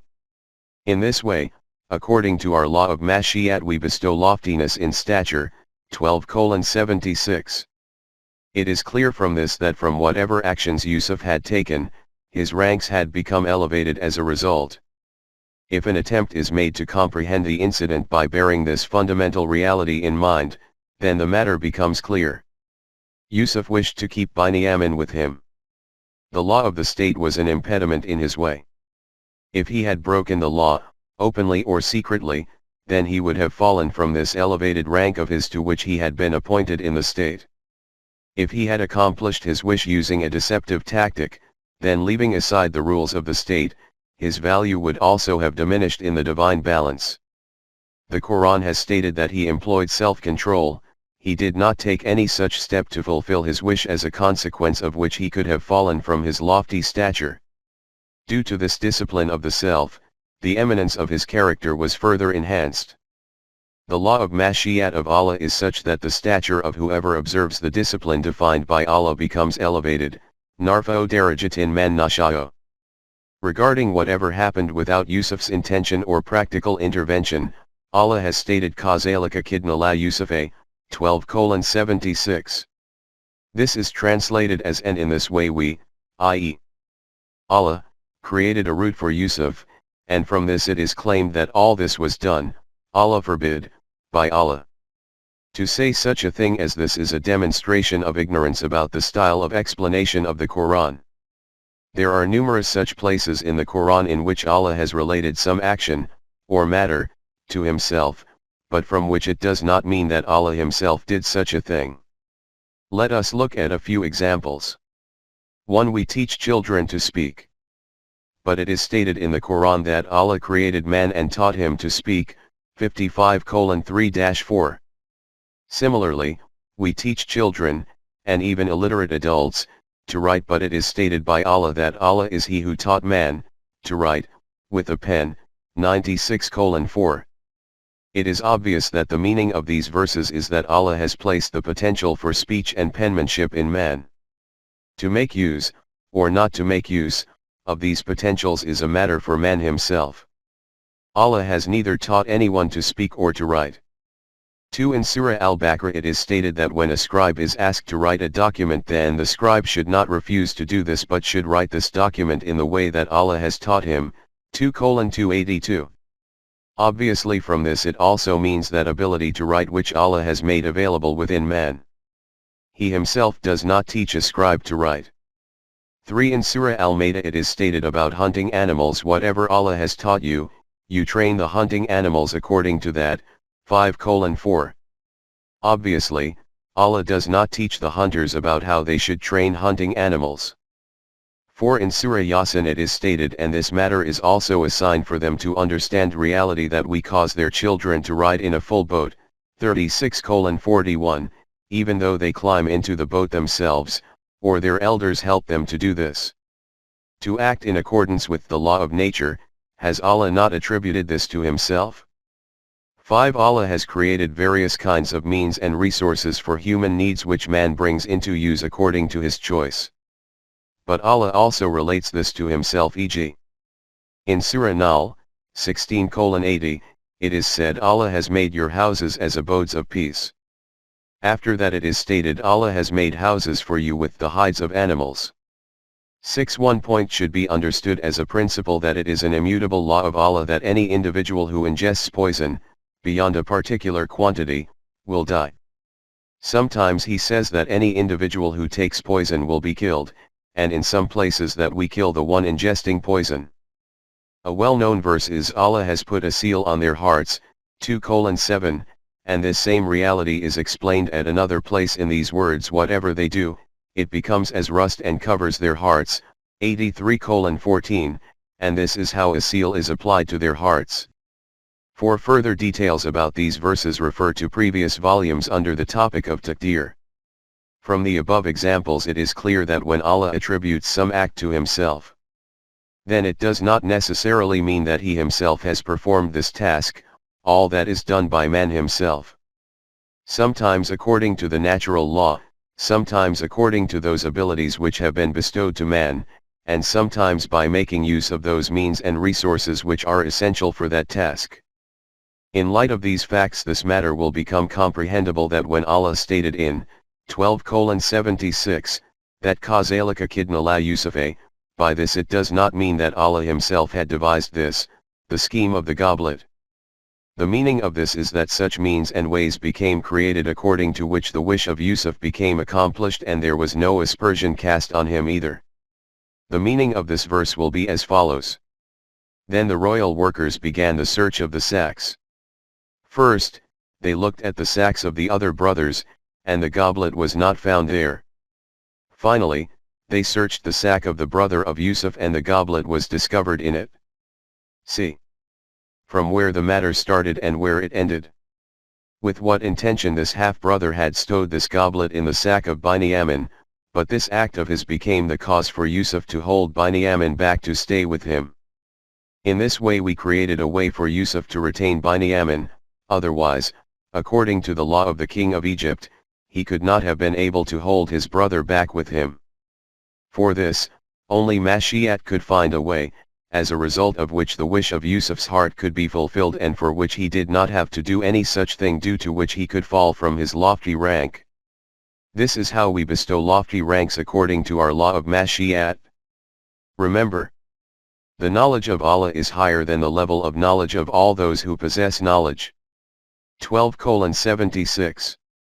Refer, in addition, to the Lugat al-Quran, the meaning of deen is also law. Support for this also comes from this verse in which it is stated that according to the law, deen, of the king, Yusuf could not have retained his brother. Now the whole matter had come before Yusuf. He had already informed Binyamin about himself. There was no reason therefore for Binyamin to be troubled by this accusation, nor for any apprehension regarding the presentation of the case before Yusuf. Yusuf himself did not proffer any comment on this. But because the brothers of Yusuf already harbored enmity towards Binyamin, because he was a favorite of the father of Yusuf, therefore, in a passion of jealousy and rancor, they burst forth spontaneously that if he has committed theft then that is not surprising, this is normal among them, he had a brother who was the very same. Just imagine what must have been going through the heart of Yusuf on hearing this accusation. But at this moment in time the situation demanded that he should not disclose himself before them, so on hearing this he remained impassive. And spoke only to say that, by making your brother out to be a thief, you are not giving a good impression about yourselves either. You are also kinsmen of this same family. At this, the brothers of Yusuf said that if he has committed theft then it is not a matter of surprise. He had another brother, he also had committed theft in this way, hence, this issue continues to be habitual among them. Oof! How poisonous was this dagger which was being plunged into the depths of the heart of Yusuf. It must have entered his mind to disclose all their dirty linen before them, but the time for this had not yet arrived, therefore Yusuf reserved this matter in his heart, and only said that whatever you are saying, the true knowledge of this is with Allah. But, if the incident is as you are describing, then, you do not appear to be good people, because even though you are half-brothers, you are still brothers of these thieves.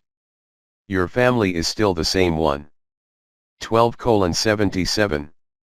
The Quran has refuted their accusation in one word when it stated Fa'asara ha Yusuf a finafaziha. You can understand it as in the adage that Yusuf swallowed it.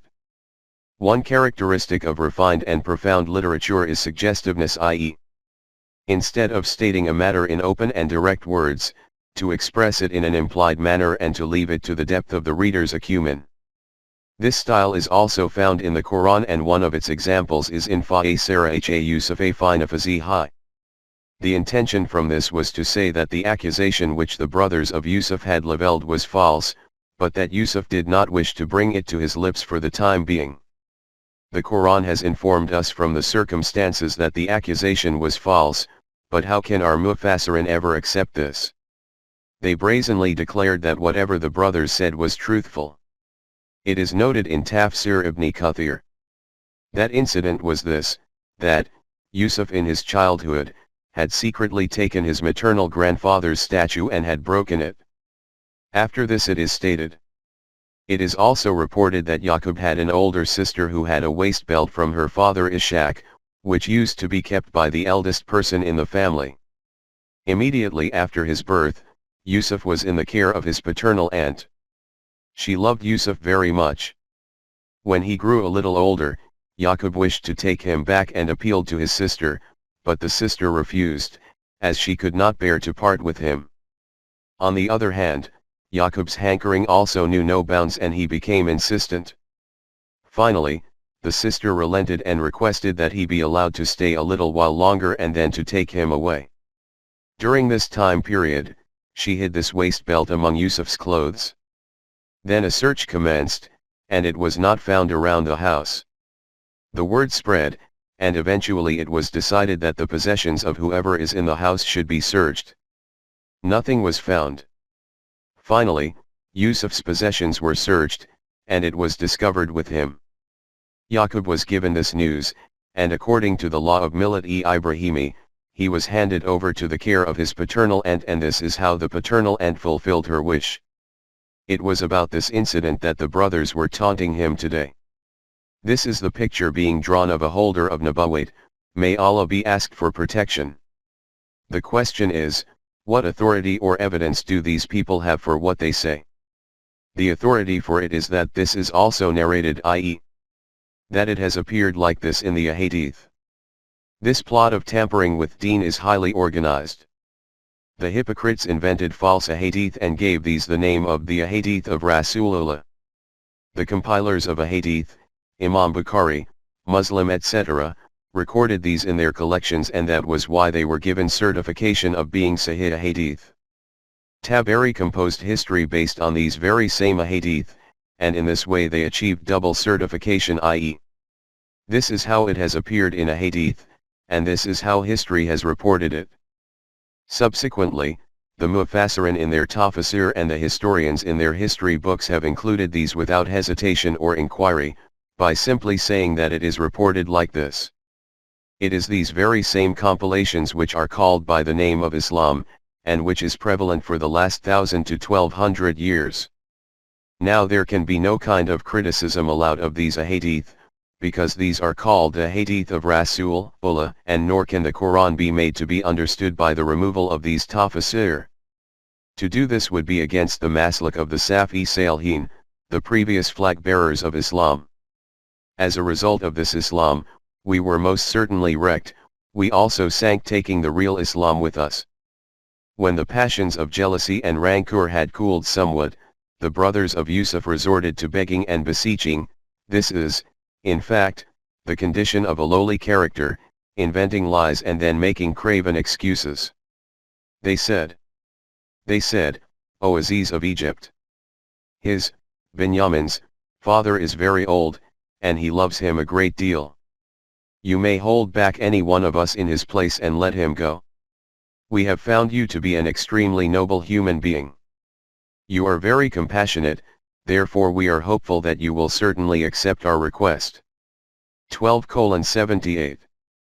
Yusuf replied that, how can this be? You yourself had declared that the thief should suffer his punishment himself. How can we retain someone else in place of him? Yusuf said, Allah forbid. How is it possible that we release this person from whom the stolen goods have been discovered and in his place capture someone who is innocent? If we do this, then this will be a blatant injustice. 12:79. Do not forget that Binyamin knew that the one retaining him is Yusuf, hence, he was not being subjected to any injustice or maltreatment. When they became hopeless from their efforts, they moved to one side and began to confer among themselves as to what should they do now. When they became hopeless from the direction of Yusuf, that he will not accept their request, they sat separately and began to consult with each other. The eldest of the brothers said, You know that your father took a firm oath from you. Regarding Binyamin, in the presence of Allah, and before this, you have committed a gross injustice in the matter of Yusuf, hence, at least, I will remain here, will not go in front of father under any circumstances, until father himself gives me permission, to return home, or Allah makes some other decision for me. He is the best to make decisions. You go back to father and tell him that your, favorite, son has gone and committed a theft, in a foreign country. There is no doubt that we had made a commitment to you to protect and guard him, but, we could only supervise him in those affairs which occurred within our knowledge. In these kinds of affairs which he hid from us and started to do, how could we take care of him? You can ask those inhabitants where this incident took place. Or ask those people of the caravan with whom we have come here whether we are speaking the truth or telling a lie. 12:80, 82. 1.17 A glimpse of a hardened heart. Before moving on, let us cast a glance at the dagger which is concealed in this accusing sentence that, O Father, your son has committed theft. If there had been no feelings of prejudice and resentment, then they would have said plainly that our brother has committed a theft, or that Binyamin has committed a theft. But to tell the father in an accusing manner that this is the deed of your son whom you used to hold so close to your heart, how deeply wounding is this utterance. And then observe the callousness of their hearts, at what moment in time it is being proposed to plunge this dagger into his soul. At that time when the aged and weak father was already suffering deeply from the sorrow of one son, and after that the news that the second son has also been taken from you is now going to be broken to him. This was an occasion when this news should have been broken with great compassion.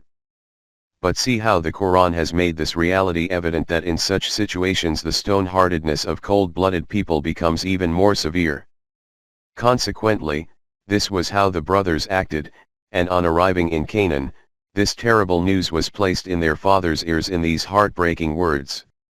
On hearing this, Yaqub repeated the same sentence which he had said to his sons at the time of hearing the narrative about the wolf. Consequently, after this consultation they reached their father.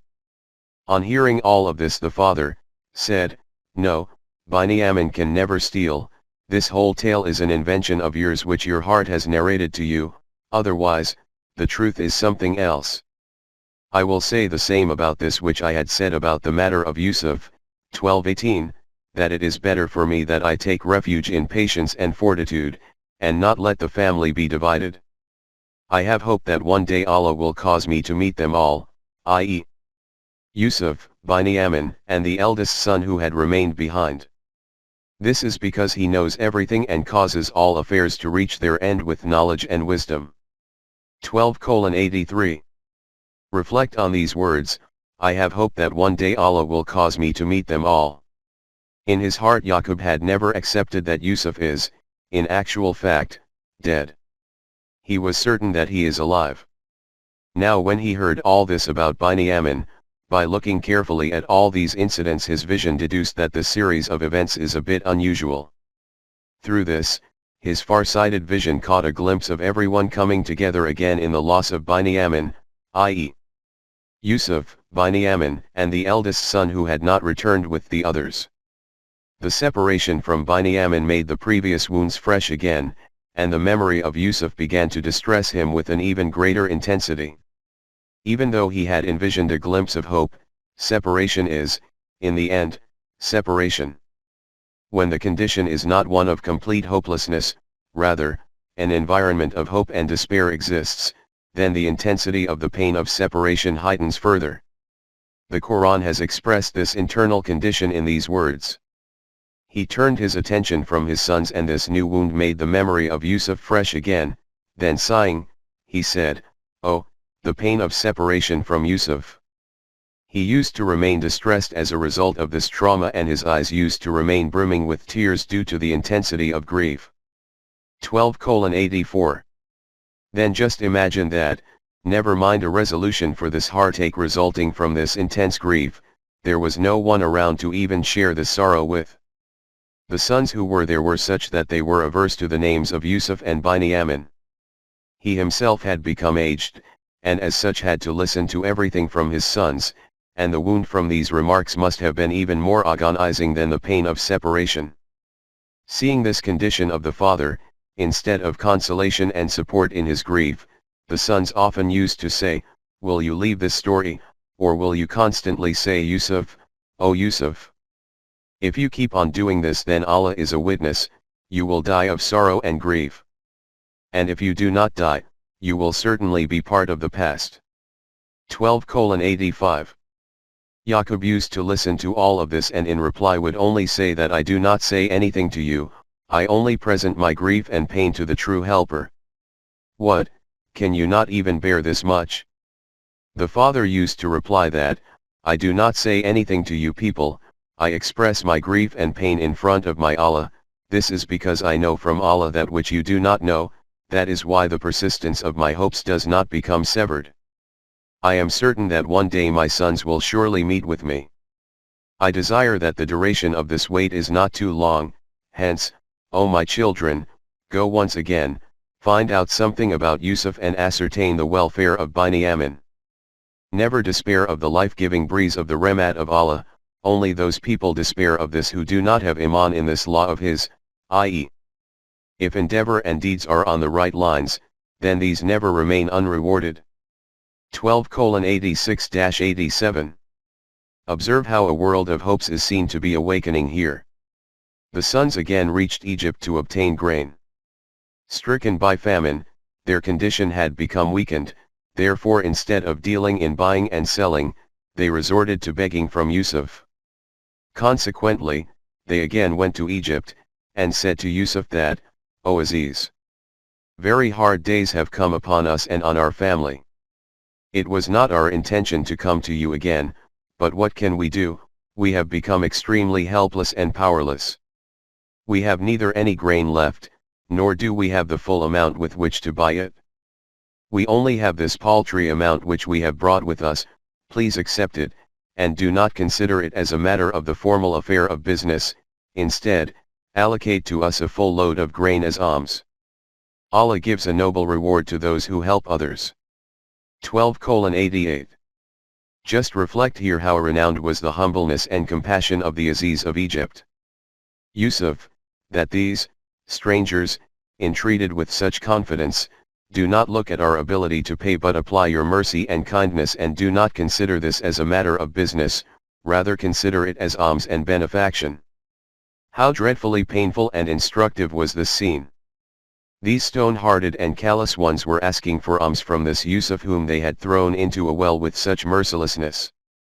Hearing this, Yusuf's heart also overflowed, and he said. Hearing this, Yusuf's heart filled up, and he did not consider any further delay to be necessary now. To them, he said, do you remember what you did to Yusuf and his brother as a result of ignorance and foolishness, is antum jahilun, 12:70. 12:89. Cast an eye on the words is antum jahilun. The eminences of the character of Yusuf are radiating forth profusely. On the one hand were these brothers who, aside from Binyamin, did not hesitate to falsely accuse even his brother of theft, so much so, that they did not even address their aged father other than in a sharp, accusing manner. And it is their own brother Yusuf who, when he reminded these stone-hearted brothers about their conduct, together with this he also stated that all this was committed by you as a result of ignorance and folly. 1.18 Before them is Yusuf. Due to the magnanimity of his heart, Yusuf softened the severity of the accusation in this way, but despite this, just imagine what would have been the state of the hearts and minds of the brothers on discovering that Yusuf himself was standing before them. The Quran has described this state of commotion in a unique style. It is stated that when the brothers heard these words from the lips of Yusuf, they burst out in bewilderment. They said, "Oh! Are you Yusuf? Really Yusuf?" 12:90. Yusuf said. He said, "Yes. I am Yusuf and this is my brother, Binyamin. From your side, you had left no stone unturned in order to destroy us, but our Allah has been very bountiful to us. And it is a fact that whichever individual, saving himself from the wrong paths of life, remains steadfast on the righteous path, Munyadaki wa Yasbur, and whatever difficulties appear on this path confronts them resolutely, then he does not let the endeavors of these people who live a balanced life go to waste." 12:90. Just reflect what a great reality Yusuf has summed up in 2 words, Munyadaki wa Yasbur, whoever, saving himself from the destructive path of life, seeks protection within the divine law and then remains steadfast in the face of a deluge of difficulties, Allah's favors become showered upon him. That Allah who never allows the endeavors of his devoted human beings go to waste. What the brothers of Yusuf must have felt after that is not reported, it can only be imagined. They bowed their heads in shame and mortification, and said. Hearing this, their heads became bowed with shame and mortification and, they said, "By Allah! He has truly given you superiority over us and we are certainly great offenders." 12:91. Ponder here that those brothers who had treated Yusuf in such a manner that up until the present time this has become renowned in the world as a symbol are today standing in front of that same brother in the status of criminals with their heads bowed down. This was the time to take full revenge on them, but those on whom Allah has bestowed a vastness of magnanimity do not take personal revenge. Their friendship and enmity, forgiveness and revenge are under the obedience of divine values. Consequently, Yusuf stated. Yusuf said, "Go. I do not reproach you any more. Whatever you did against me, I forgive you for that. But what you did against your own self as a result of this, who can forgive you for that? The only way to recompense for that is that, by living life according to the divine laws, to come under the protection of Allah. By compensating you for the deficiency which has occurred in yourselves as a result of these crimes, He will cause it to develop. He is the best of nourishers and sustainers." 12:92. Allahu Akbar. The brilliance of the eminent character of Yusuf is visible in its full glory. After that he told his brothers that this is what you should do now. Return home and, take this shirt of mine with you, which is a physical sign of my status and prestige. When you present it before our father, he will understand the whole matter, and he will believe whatever you recount to him. Then, bringing the whole family, come back here.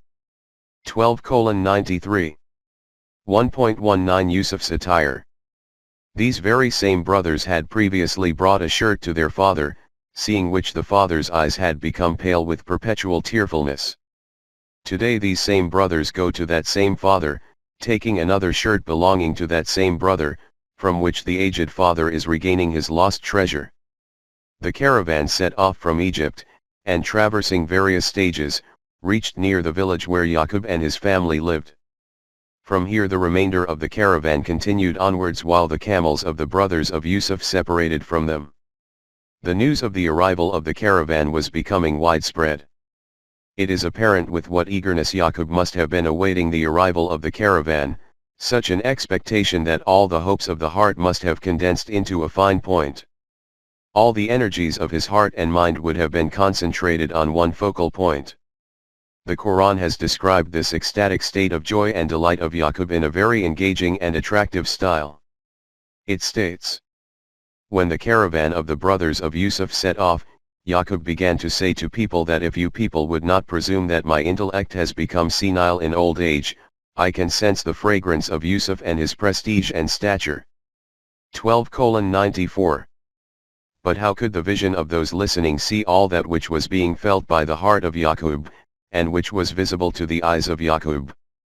It is also possible that some indication via wahi may now have been received, as it seems from 12:96, but those listening called it, Allah forbid, a mental aberration. Those who heard said, "By Allah, you are still lost in your old obsession, every sign of Yusuf has vanished, and you are sensing the fragrance of his prestige and stature." 12:95. In the meantime, the son who had the shirt in his possession reached Yaqub with this life-giving news. In the meantime, that caravan reached Canaan and the shirt of Yusuf was presented to Yaqub with glad tidings, and he believed that Yusuf is definitely alive and also the possessor of this level of eminence and status. He said to the people, "Did I not tell you that I have been given that knowledge from Allah which you have not been given?" 12:96. At this point he said, "I know from Allah that which you do not know." From this it appears that a sign from wahi may also have been included, even though the personal wisdom and vision of a Nabi is no less in recognizing reality. Together with the state of the father, imagine, too, the state of the sons. They could not raise their eyes before their father, with heads bowed in shame, they said. The sons said to the father that we are great offenders, though we are not deserving of forgiveness, but still it is our request that you ask for forgiveness for us. 12:97. Yaqub replied. He said, "I will supplicate for the means of protection from my Rabb for you. This is because in the law of requital, for those who turn away from crimes, there is an allowance for protection and rahmat." 12:98. After this the whole family set off joyfully and excitedly for Egypt. Yusuf welcomed them outside the city. When they reached Yusuf, he had his parents stay particularly close to him, and also said to the rest of the family that now, by the will of Allah, you will stay in Egypt peacefully, i.e., since all of this is taking place according to the law of Mashiat of Allah, hence you will live in comfort. Peace is intrinsically linked to living a life according to the divine laws. 12:99. 1.20 Podiums of Honor and Dignity. Yusuf held a court to celebrate this festive occasion. He had a stage prepared for his parents and all the court officials presented their respects. This was that scene of power and dignity, stature and eminence, which Yusuf had seen in his dream a long time before this day. Today it became true in this way. He made his parents sit on high pedestals of honor and respect. And all his aides, court officials and servants offered their respects to them because of Yusuf. At that time Yusuf said, "O father, this is the interpretation of that dream of mine which I had seen so long ago. My Rabb has made the dream into a reality. What a great blessing this is of his that, having brought me out of the prison, he caused me to reach this lofty status. And by ending this gulf of enmity which Shaitan had imposed between my brothers and myself, brought you all here from the desert, so that everyone can live a life of comfort and respect. The truth is that my Rabb shapes his schemes in a very refined manner and takes them to their completion. Every affair of his is based on knowledge and wisdom." 12:100. In recognition of this immense showering of bounties, Yusuf bowed his head before this true benefactor because of whose blessings all this was brought to pass, and he stated in his presence. With the memory of all these past events, the heart of Yusuf was filled with the sentiments of gratitude and appreciation, and he entreated, "O my Rabb! How great is your kindness that you made me possessor of such great authority and power and bestowed on me the knowledge and procedure for advance planning, foresight, and the management of affairs. O Creator of the universe! Only you are my companion and helper in the present and the future, the world, and the hereafter. Bestow on me the potential that I spend my whole life in obedience of your laws, and that I am included among those righteous people whose full affairs are resolved amicably." 12:101. Just contemplate that along with worldly rule and its grandeur, what the supplication is that is being made, that when I leave this world, it should be as a submitting Muslim and among the company of your righteous devotees in the hereafter. This is the aim of the wishes of a mu'min about deen and the world.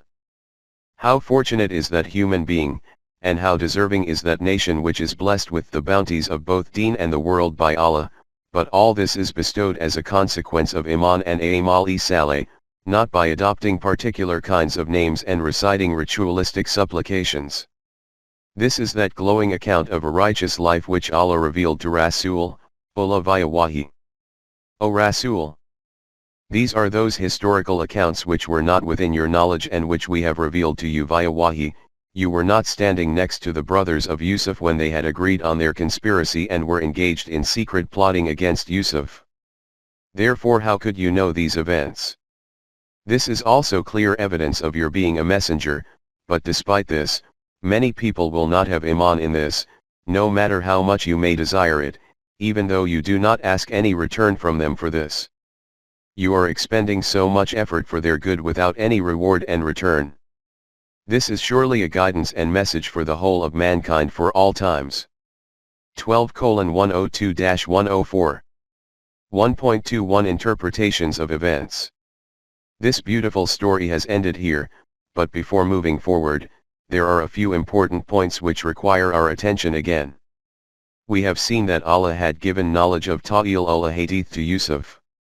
Since Yusuf had given an interpretation of dreams, it therefore became generally accepted that the meaning of Ta'il al-Hadith is knowledge about the interpretations of dreams. But this is incorrect. As will be explained later, knowledge about the interpretation of dreams can also be included within Ta'il al-Hadith, but by Ta'il al-Hadith is not meant merely knowledge about dreams. Ta'il also means an outcome and consequence, and a hadith means sayings. Therefore, the meaning of Ta'il al-Hadith is to deduce from some saying what the exact meaning of this is, and what will its outcome be. This is called comprehension of the matter, i.e. some matter comes before us and by looking at its background and association and connection and link, to reach a conclusion as to what its outcome will be. Just think, what is the difference between an ordinary human being and an individual possessing wisdom and reasoning in this world? Events and incidents pass by before everyone's eyes. An individual with an ordinary level of intellect only sees what is directly before him, but the eyes of someone with vision can gauge the coming of a storm from the direction of the winds. The life of nations is tied to the insight and foresight of their thinkers. Yusuf was born into a tribe of shepherds and cattle herders in Canaan. Though the leadership of the tribe was in their family, it is obvious that for urban politics or for the intricacies and affairs of sociology and economics, he could obtain neither any teaching nor were there any resources available for training in this. The difference between urban and tribal life is not a secret. Therefore, when such a child from a rural background arrives in the city as a slave, then how can his life be anything more than a slave, a house servant?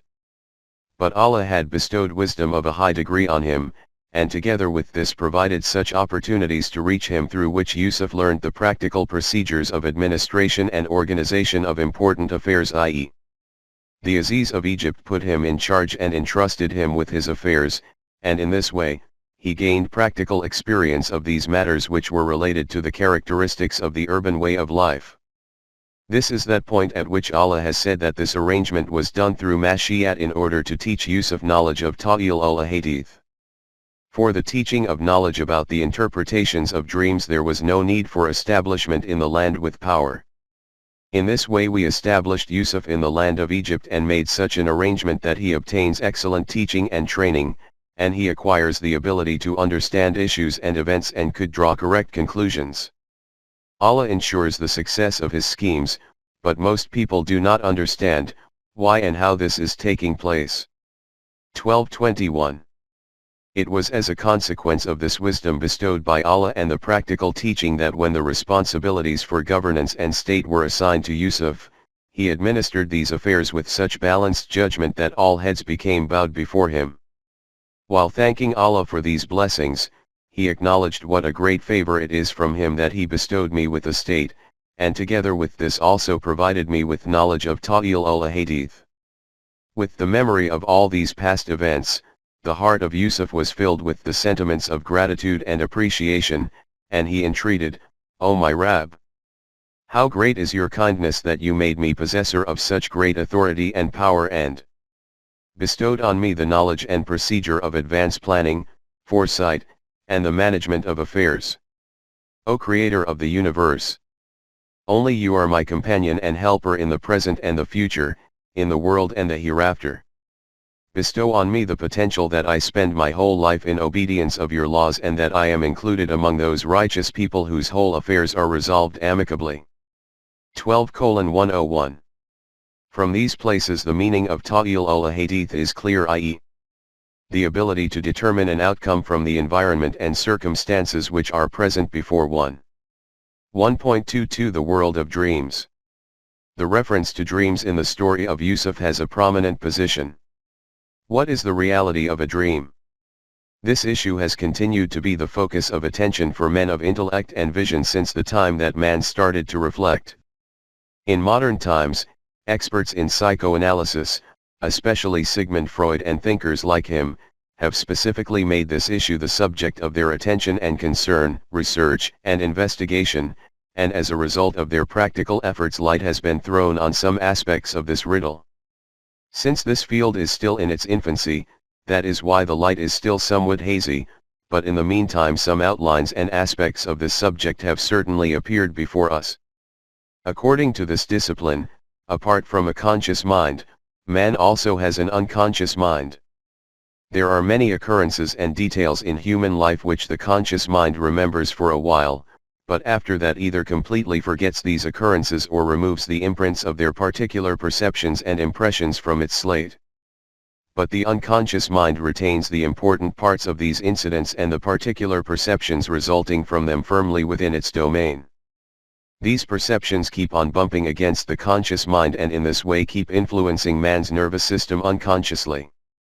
Those kinds of illnesses arise from these for which no physical cause can be discerned. This aspect belongs to a separate discussion. For the discussion under view, it is enough to understand that the mind which is not fully conscious, or is unconscious, starts its action at that time when the activity of the conscious mind is in a state of suspension, e.g., during a state of intoxication, semi-consciousness, or in a fit of hysteria, etc. But even more than these crisis events, the unconscious mind gets a far greater opportunity for its action at that time when man is asleep. During this time the activity of the conscious mind is suspended, and there is no kind of disturbance or turmoil in the physical body. That is why the semi-conscious or unconscious mind opens up the album of its magic and then presents different scenes of forgotten tales on the screen of the mind. The order of the events and the coordination and control of their outcomes and effects is a trait of the conscious mind, therefore there is no mutual coordination or order in the perceptions or pieces of events which the semi, or unconscious mind presents. Furthermore, the film presented by it is a bizarre assembly of disorder, though sometimes certain pieces also appear which are quite orderly. This is what is known as a dream.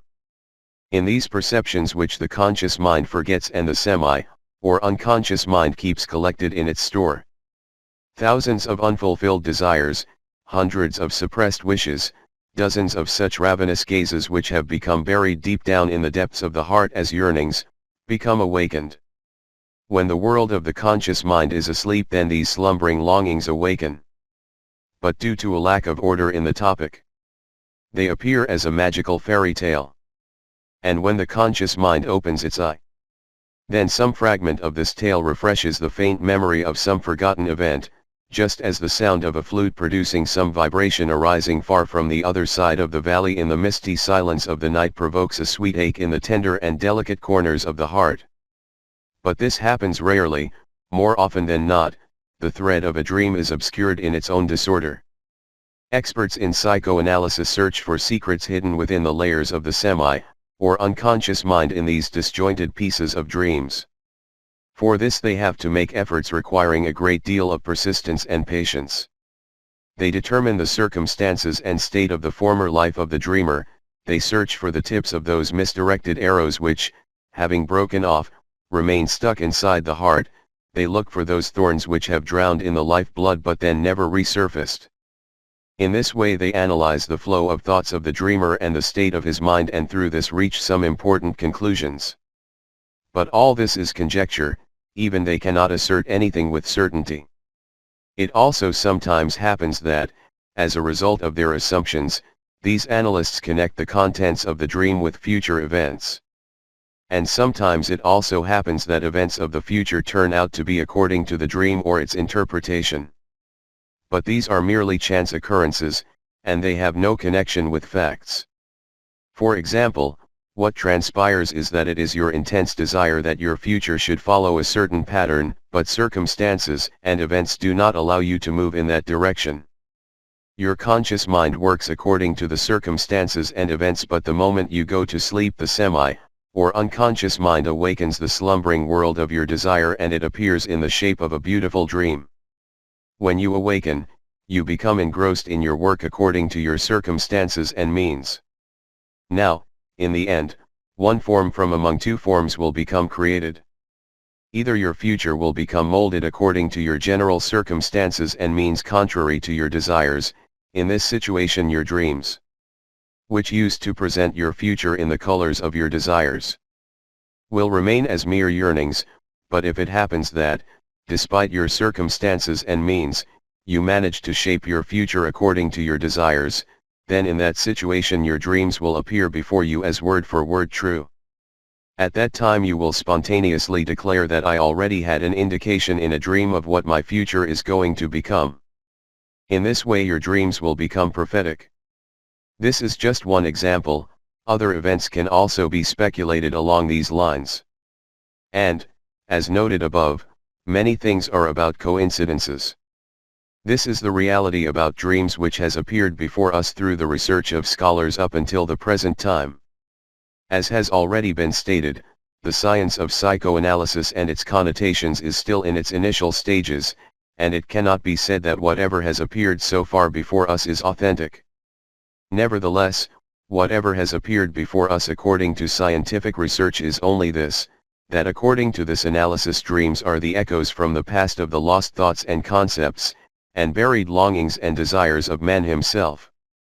These do not have any connection with any other world. Therefore, whatever the kinds of thoughts and beliefs, the world of dreams will be of the same kind. The dreams of those people whose thoughts and beliefs, desires, and aims, are free from contamination will also be clear like a mirror. For those whose intellect and vision has been purified, the world of their dreams will also contain the melody of waterfalls of pure and flowing springs and streams. In terms of their purification and eminence, the thoughts and concepts of the Anbiya used to be at the highest level of human attainment. Hence, just like the world of their hearts and vision, so were their dreams also. Now remains the question of the interpretation of a dream, and as has been stated before, its connection is with human judgment, which leads to a speculative conclusion in light of the circumstances and details of the events. It is obvious that these kinds of interpretations are purely conjectural and presumptive, and there is no difference between a Nabi and a non-Nabi in these, because whatever even a Nabi says in this regard will be based on his personal judgment, as a human being, and will not be based on Wahi. With this introduction in mind, contemplate the dreams in the story of Yusuf. The first dream is by Yusuf himself.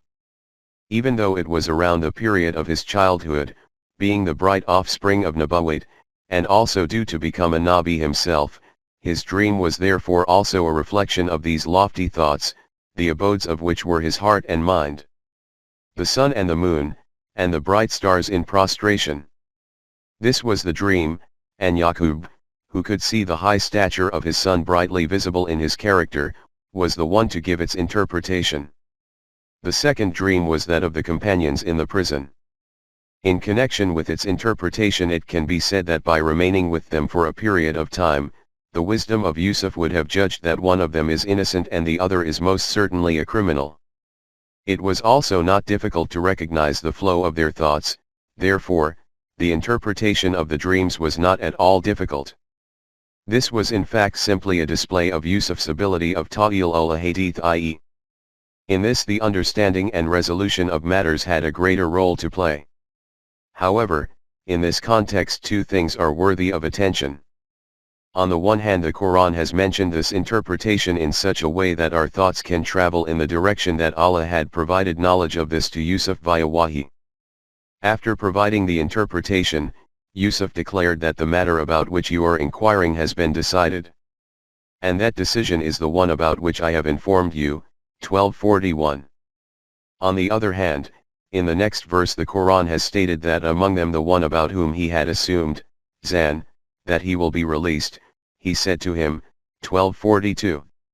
Here it is stated that this interpretation of the dream by Yusuf was his Zan, guess. Regarding the meaning of Zan, Imam Raghib has written that whatever conclusion man arrives at through the indications of some matter is called Zan, and this is purely conjecture and inference, this is not a definite thing. From here it becomes obvious that this interpretation was the outcome of his own judgment. In the case of wahi it could not have been called Zan. Wahi is certitude, in fact an extreme state of certitude. The third dream is that of the king. For someone astute and perspicacious like Yusuf, who would have been witnessing and studying the circumstances of the country with sharp eyes, it was not at all difficult to assess in which direction the agricultural economy of the country was heading. The king's dream was a reflective mirror of the state of affairs. The Quran has not reported that in this the basis of the interpretation and solution was knowledge from the direction of wahi. Up till now in the story of Yusuf was a description of the dreams. But in the Quran, there is also reference to another two important dreams. We think it would be a suitable place to mention these here as well. One of these dreams is Ibrahim's, about the sacrificing of Ismail, and the second dream is Rasool's, about the Treaty of Hudaybiyah. Ibrahim saw in his dream that he is sacrificing his son in the path of Allah. He assumed it to be a command from Allah and became inclined to sacrifice his son. At this point Allah himself told Ibrahim that this was merely your dream which you considered to be reality, this was not a command of Allah. Details of this have been covered in the Meanings of the Quran, Volume 3. The other dream was Rasool's about the Treaty of Hudaybiyah. Rasool came to Medina after migrating from Mecca. Here, his mission was met with exceptional success. But because the center of the divine system was the Kaaba, hence the desire for its possession continued agitating in his heart. It was a consequence of this intensity of desire that in AH 6, after Hijra migration of the messenger from Mecca to Medina, around 628 AD, he saw in a dream that after entering Mecca with the companions, he was circumambulating the Kaaba. Up until that time Hajj had not become a duty for Muslims, but before the advent of Islam Arabs used to perform Hajj and also Umrah. Accordingly, Rasulullah made the decision based on his dream to go to Mecca with the intention of performing Umrah, and in an intensity of eagerness a Jamaat of almost 1,500 companions also accompanied him. He was still about one stage away from Mecca at a place called Hudaybiyah when the Quraysh sent a message that they will not allow him to enter Mecca, and that he should come back the following year. Consequently, according to this an agreement was also forged with the Quraysh and Rasulullah returned to Medina. Following this, disquiet arose in the hearts of the companions that when Rasulullah had formed this resolve based on his dream, then why had it not been successful? In the narration it is also stated that, Umar bin Khattab inquired directly from him that did you not say that we will circumambulate the Kaaba? Rasulullah replied, but I did not say that this will be done this year. The Quraysh ridiculed Rasulullah's dream and its failure, Allah forbid. In the words of the Quran, this dream became a cause of fitna for people. 17:60. 2 years later, when Makkah was conquered and Rasulullah entered it victorious and successful, then Allah said, Allah made the dream of his messenger become true. 48:27. At this point we have not given a detailed description of these events as the topic under discussion is only the account of dreams. Details of these events will be given at their own place. From the above explanation it is clear that 1. This dream of Rasulullah's was a reflection of his intense desire for the possession of the Kaaba which remained active in his heart. 2. Based on this dream, he also formed the decision to perform Umrah, but this remained unsuccessful. 3. In relation to the interpretation of the dream there was a personal error of his in which he stated, in response to Umar's question, that I did not say that we will do it this year. It is clear from these explanations that there was no intervention of Wahi in the dream of Rasulullah either. It is clear from whatever has been written in the previous pages that dreams are a kind of confused reflection of man's own thoughts and ideas, they have no connection with some sort of other world. Therefore, to declare the world of dreams as being a permanent entity, and to base reality on it, is nothing more than the fabrication of fictional tales. The relation of reality is with knowledge. Ordinary man obtains knowledge through effort and skill which is factual as well as presumptive. Absolute, unequivocal knowledge is obtained through Wahi. Dreams have no connection with both these types of knowledge. Neither can someone's dream be an authority for anyone else, or for the dreamer himself, nor does its interpretation carry any divine authority in it. But after having turned their faces away from facts, in the same way that hundreds of doors of superstition have been opened among Muslims, the myth of dreams also became included in them, e.g. that such and such an elder appeared in a dream and made this pronouncement. Now obedience of this becomes a greater priority than a verse of Allah. Not only a priority, but even if that pronouncement of his goes clearly against the command of Shariat, even then preference is given to it by asserting that Shariat is superficiality whereas that elder is acquainted with the truth. That is why such a secret is concealed in his statement which a superficial gaze cannot fathom. Not only this, but the irony is that even the tafsir of the Quran is carried out by dint of knowledge derived from dreams, ilmul manam.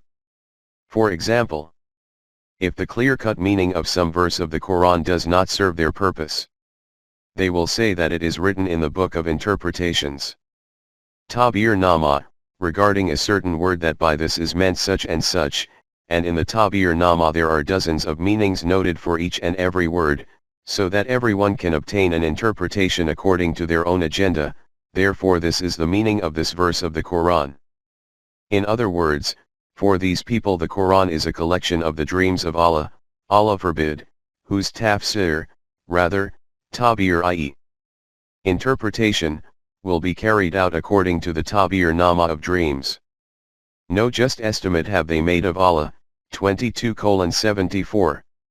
A tafsir of facts according to their conjectures and nonsensical utterances.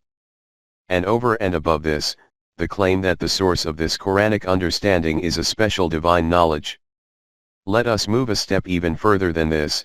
Allah closed the door of Wahi, after Rasulullah, and these people have opened these portholes. One among these is the porthole of dreams, which are called Mubasharat, glad tidings, and Mubasharat is declared to be a 40th part of Nubuwwat. The false claimers of Nubuwwat base their claim on dreams. Just ponder what kinds of dark valleys of ignorance and superstitions a Muslim is stumbling around in by abandoning the fountainhead of light and guidance of the Book of Allah. 1.23 Sajda, prostration. We have seen in the previous pages that when the family of Yusuf arrived in Egypt, Yusuf laid down a stage for his parents and the court officials paid homage as a mark of respect. He sat his parents on a high, rafa, dais and all the court officials, associates, and servants offered their respect, lahu, sajda, because of Yusuf. 12:100. Regarding the word sajda, it has been noted in the meanings of the Quran. Volume 2, that its meaning is not that of placing the forehead on the ground, rather it is a method of the expression of submission, which is only reserved for Allah, and the truth is also that the head of man should never bow down before anyone other than Allah. Therefore, in the story of Yusuf by sajda, it does not mean that the court officials, or his brothers, in actual fact placed their foreheads on the ground, rather, from this is meant paying respect. And if from this is meant that same sajda in which man places his forehead on the ground, then in this situation the addressee of lahu will have to be taken as being Allah, i.e. witnessing this prestige and power, the parents of Yusuf and his brothers all prostrate before Allah. But according to linguistics, the addressee of Rafa, i.e. Yusuf, seems to be more appropriate for the application here of lahu. That is why from this aspect the correct meaning of this verse will be that which has been expressed earlier, i.e. the attendants of the court, and the brothers of Yusuf, respectfully and ceremoniously bowed before him. Or if the meaning of lahu is taken to be for the sake of Yusuf, then the meaning of this will be that when the parents and brothers of Yusuf witnessed this prestige and eminence of Yusuf, then they did a sajda of gratitude because of this before Allah. In any event, it is obvious that for a Muslim to prostrate before anyone other than Allah, even as a mark of respect, cannot be legitimate under any circumstances. By prostrating on the doorstep of Allah, a moment passes by the doorsteps of the whole world with stout-hearted indifference. 1.24 The case of Egyptian rule. The Quran has neither elaborated on whether the king of Egypt had accepted Iman in Yusuf or not, nor does history cast any light on this matter. That is why nothing can be said with certainty regarding this. But it is evident that Yusuf was a messenger of Allah, c. 6:83-84, regarding his risalat. His aim was not simply this, that by having his innocence proven, to leave the confinement of the prison, and after this, by participating in the rule of the king, to reform the system of the government. The responsibility of a messenger is to pass on the message of Allah and to establish a system of life in accordance with it. It appears from this that the king would have accepted Iman in the risalat of Yusuf. The circumstances also seem to favor this. The king had witnessed his exalted character for himself. In the administration of the country his wisdom and judgment manifested themselves clearly before him. When all this had appeared before him, then what could have prevented him from accepting Iman in the truthfulness of Yusuf? Then Yusuf remained in that country until the end of his life and was established in the land there. If he, the king, had rejected his invitation, then Yusuf would neither have liked to remain there, nor would he have allowed him to remain there. From these inferences it also appears that the system of the country would have been shaped along the lines suggested by Yusuf, although according to the context this was called the law of the king. What kinds of powers was Yusuf in possession of there? For this, look again at these words of the Quran where it is stated that in this way we established Yusuf in Egypt so that he could run the affairs there as he wished, 1256, i.e. his powers were so wide-ranging. Regarding this point, it is written in the Bible 150 that the king had accorded full powers to Yusuf. Yusuf himself stated that my Allah bestowed government on me, 12:101. It is also clear from this that ultimately it was the government of Yusuf which became established. It is evident from these explanations that Yusuf, Allah forbid, was not a helper and supporter of a pharaonic system. In fact he transformed this pharaonic system into a divine system. In this regard the greatest and most concrete evidence is this. That an individual who makes this declaration in a prison that the right to govern belongs to none but Allah, 1240, and he has commanded to not obey anyone except him, 1240, can it be thought even for a moment that he would have adopted subservience to a batil system? From a verse of Surah Mu'min it becomes known that this nation had also accepted Iman in Yusuf, though not all of them. Consequently, in connection with the story of Moses, whose messengerhood appeared about 400 years after Yusuf, a male Momin of the court of Pharaoh states to his people. And look. Before this, Yusuf also came to you with clear laws from Allah, but you too never gave up doubting these laws. So when he died, you were pleased that this episode is over. Now, after this, Allah will not send any other messenger to us, and there will be no one to forbid us from what we do. 40:34. It becomes clear from this that Yusuf had caused his message, Risalat, to reach the people of Egypt. Now the question which remains is whether the nation as a whole rejected it, or whether it was accepted as well as rejected. As has already been noted, the fact that Yusuf remained in Egypt for the whole of his life and remained in an eminent position confirms this matter that his message was accepted. Otherwise it is not possible that he could have remained there in a prestigious position despite the opposition of the whole nation, and nor that as a messenger he could have desisted from preaching. Therefore, in light of this reality and the striking speech by the male Momin of the court of Pharaoh, we can reach this conclusion that his message was both accepted and doubted, and also that the king and the constitution of his government was in accordance with the will of Yusuf. For this, bring that great evidence before you again which has just been referred to, i.e. the right to govern belongs to none but Allah. 1240. 1.25 Nubuwwat and lineage. From the Quran it is evident that after Ibrahim his son Ishaq was also a Nabi, then after him his son Yaqub, and after Yaqub his son Yusuf too. A superficial gaze may draw the opinion from this that Nubuwwat had continued to transfer as an inheritance in the family of Ibrahim. This is not correct. Look under the topics of Nubuwwat and Wahi and the reality will become clear that, leaving aside getting Nubuwwat as an inheritance, this could not even have been obtained by someone through effort and skill. In Islam even government cannot be obtained as an inheritance, never mind getting Nubuwwat as an inheritance. Nubuwwat was bestowed purely by Allah. Before receiving Wahi, the prospective Nabi did not even know the day before that he is going to be bestowed with Nubuwwat, leaving aside that Nubuwwat will become available as an inheritance. Nubuwwat was the outcome of the selection of Allah. This is another matter that if the character of someone meets the criterion set by Allah for this purpose, he would not be rejected just because he is the son of a Nabi. But amongst us, in the same way that monarchy is transferred as an inheritance, Piri Muradi, a mystic or Sufi and their disciples, is similarly transferred. The son of a king, first a crown prince, and then, becomes a king. Similarly, the son of a Pir, first a Khalifa, then a Pir himself, and this process continues for centuries. This is the same state for castes, Baradari, kinsfolk, and subcastes. The son of a Syed is a Syed, the son of a Rajput is a Rajput. So much so, that this is the case even with names like Qazi and Mufti. In other words, at some stage in the past there may have been someone who was a Qazi or Mufti among their forefathers, his progeny became Qazi and Mufti by birth. This was that veneration of race which Islam had come to eradicate. 1.26 Summary. In conclusion, it seems appropriate that the supreme purpose for which the Quran has presented this account with such emphasis should be summarized in a few succinct words. Living a life of honesty and truthfulness under favorable circumstances and in a compatible environment is not very problematic, but the difficulty arises when the environment is unfavorable, and the circumstances are hostile. To not let tact and truthfulness slip away from one's hand at such a time is truly steadfastness and resoluteness in matters of life.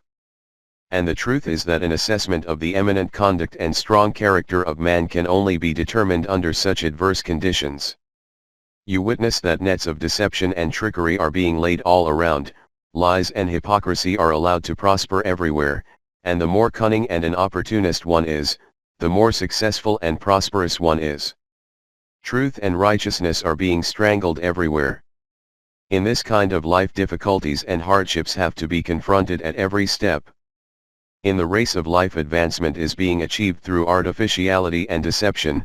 One only sees failure in following the principles of truth. You suddenly pause and halt at this crossroad. Mental strife does not allow you to form any decision. The temptation of successes also deceives you. that I should also employ those same tricks whereby other people are getting the job done. On the other side is that of being principled, which becomes an obstruction at every point on this deceptive path. Under these circumstances, those people in front of whom the aim is solely their vested interests reach the same conclusion that we should also do that which other people are doing, never mind what means may need to be employed for this. By presenting this excuse, the deluded self provides vindication that the principled outlook of an individual can produce no result other than becoming the cause of his own ruin. Not only ordinary people, but even the greatest of philosophers also reach this conclusion, in a system which tries to solve the problems of life through intellect alone. Herbert Spencer, a great flag-bearer of the philosophy of ethics of Europe, writes, "For those living an exemplary life it is not possible to live an exemplary life among other types of people. For these deceitful people who have no principles, pristine truth and pure-heartedness is most certainly a cause for ruin. On such a path of life which is contrary to the prevalent way of life it is not possible to successfully remain firm on this. This fact ultimately becomes a cause for the demise of this individual himself or for his generation, or both. Such people should indeed reach these kinds of conclusions. But for those before whom reality becomes unveiled, they stand up like a rock of tact and truthfulness in the face of a storm of unfavorable conditions, harsh circumstances and environment, and then the world witnesses that ultimately, whether during their lifetime, or later on when they are gone, the environment has to bow down before their path. Each and every moment of their righteous life is a reflection of this supreme reality. The illustrious account of Yusuf reveals this very reality. There is no doubt in this, that the eminent character of one individual cannot overturn the system of batil and establish the system of haqq. For this there is the need for a jamaat, but the exceptional character of this individual is of great help and assistance in creating this kind of jamaat. He becomes the first jewel for this. The second thing which appears before us in this account is that in the domain of ways and means, Allah brings the program of His Mashiat into manifestation through the linkages of cause and effect. In causing a shepherd from Canaan to reach these heights where the moon and stars bow before him, it is necessary to pass through the trials and tribulations of blind wells, bazaars of Egypt, and imprisonment and confinement. This is because those heights are only acquired as a consequence of strengthening of the self, the manifestation of which occurs in these adverse circumstances. 1.27 Continuing Surah Yusuf. Surah Yusuf has already been covered up to verse 12:104. It was stated in the last 3 verses that these events were revealed to Rasool via wahi, therefore these are factual, there cannot be any kind of doubt and suspicion in these. But despite this, most people do not accept Iman in these, though, O Rasool, you do not ask for any remuneration from them for this. But there is no need to be sorrowful as a result of this, since the Quran is not only for this nation, that if they did not accept it then it might go to waste. This is a code of guidance for mankind until the last day. If they do not accept it, then other nations will adopt it. Ultimately, mankind will indeed have to return to this very guidance. As is known, the style of the Quran is that, in connection with the consequences of the law of requital, it presents as reason and evidence the outcomes of the path and system of life of former nations, and the functioning of the laws of Allah in the external universe. At the conclusion of the story of Yusuf it is stated that if these people do not pay attention to or examine these kinds of historical evidences, then what is there in this to be surprised or disappointed about? Their state is such that the teaching of the Quran is in any event an ideological invitation which is presented before them in the form of alphabets and words. Whereas their state is such that, how many great visible evidences are there of the working of the laws of Allah in the universe from which they turn their faces away, and do not make use of their intellect and reason. 12:105. There are some such people in the world who do not accept Allah from the outset, but the majority is of those who, though they accept Allah, together with Him they also continue to adopt obedience and subservience to human beings. These are the ones about whom it is said, among them there are some who totally deny the laws of Allah, and most are those who, though they accept the law of Allah, together with this also accept other forces as possessors of authority and rule, and in this way, despite calling themselves Mo'min, remain as mushrik. 12:106. An explanation of this verse has been noted in the Meanings of the Quran, Volume 5. In the Surah, Yusuf, under consideration, the elucidation of Iman Billah has been given in these words, that the right to rule is only with Allah. He has commanded that subservience to any other than him should not be adopted, 1240, and that no one is to be included as a partner in this, 18:110. Also read the topic of shirk in this, it will become clear that verse, 12:106, being discussed is concerning us. It is we who are the ones that claim to have Iman in Allah, while at the same time also adopting subservience to human beings. Leaving aside existing rulers, in the world of religion all obedience is to personalities, forefathers, no matter what name is given to them. Remember, in the matter of deen, wherever some human being is accepted as an authority, instead of the Book of Allah, then this will be shirk. If you look at it from this aspect, the greater the degree to which a person is fanatically religious, the greater the extent to which he will be a mushrik. Secularism is kufr, but this kind of religiosity is shirk. This is what is declared in the verse under discussion. The consequence of denial and violation of the laws of Allah and the mixing of haqq and batil, shirk, is ruin and destruction, 2:85. Attention has been drawn towards this reality at this point when it is stated, have these people become fully satisfied that among the destructions to come according to Allah's law of requital, such a destruction will not come to them which can encompass them from all directions? Or that impending revolution may arrive suddenly in such a manner that they have no inkling of its coming?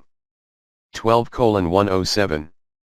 In the next verse the essence and fundamentals of deen have been presented succinctly in a few words. The Quran presents every single one of its proclamations according to knowledge and vision and causes it to be accepted according to reason and evidence. It also demands this from the opposing faction. It simply does not acknowledge as Iman that which is brought about through compulsion, i.e., those proclamations which are not accepted through using knowledge and intellect. It simply does not declare as being Iman. You can look at the topics on knowledge, intellect, and vision, etc. This reality will become crystal clear to you. Since a great detail has already been written about the fundamental reality of deen in previous volumes, there is therefore no need to go into further detail here. After mentioning here those who do not employ reason and reflection according to knowledge and intellect in the invitation of the Quran, it is stated, say to them that my path is clear and straight and that I invite you to Allah according to reason and evidence, witnessing this with my own eyes. I myself do this and those who will be my followers will also do the same. Allah is far above this. That he may also be in need of any other forces to operate the universe, therefore I am not one of those who accepts the law of Allah and together with this also views other powers to be masters of authority and sovereignty, and in this way, despite being called a Mo'min, remain as a mushrik. 12:108. Presenting deen based on knowledge and vision and accepting it via reason and evidence, this is the command of Allah, and this is the sunnat, way, of Rasool, and this is what is described as the style and modus operandi of the Jamaat-e-Momineen. In presenting the invitation of deen, the individual who does not follow this technique violates the command of Allah and opposes the sunnat of Rasulullah. In light of this fundamental principle of deen, just reflect that when it is said that Islam was spread in the initial era via the power of the sword, and that whichever individual wishes to leave Islam, murtad, will be killed, how much this is contrary to the fundamental reality of deen. After this, a reply is given to this objection of the opponents that why is a Rasool just a human being like them? The Quran states, and to this objection of theirs, that how can a human being be a messenger, say to them that, even before me Allah did not send any messenger, except that he was a man, Rijal, from among those who resided in that habitation, to whom we accorded Wahi, 1643, 21:7. Do these people, who make such objections, not travel through the earth and see what was the end of those before them who followed such a path? If these people had used their intellect and reasoning, opened their eyes and studied the historical evidences, then this fact would have become apparent to them that, in the tussle between Haqq and Batil, ultimately success and authority was achieved only by those who, saving themselves from destructive effects, lived their life according to the laws of Allah. Therefore, say to them that the decision between Haqq and Batil is not made by this, whether the messenger is a man like other men or a superhuman according to your perception. This decision is made by this, what is the outcome of living life in accordance with the law which he presents? And what are the consequences of going against it? The evidence for this can also be provided from historical accounts. 12:109. You will see under the topic of Rasool that this objection was raised against every messenger, and the reply was always this, that messengers are not superhuman beings. In this verse and at two other places, 1643, 21:7, the messengers are called Rijalan, i.e., men. Though the word Rijal is also used in the Arabic language for these meanings, when we use the words people or individuals, see the Lughatul Quran, it is a fact that all the messengers were indeed men. From this, those people who are bent upon trying to prove somehow or other that women are inferior to men, also use this as an evidence that no woman was a Nabi, therefore this proves that a woman is of a lower status compared to men.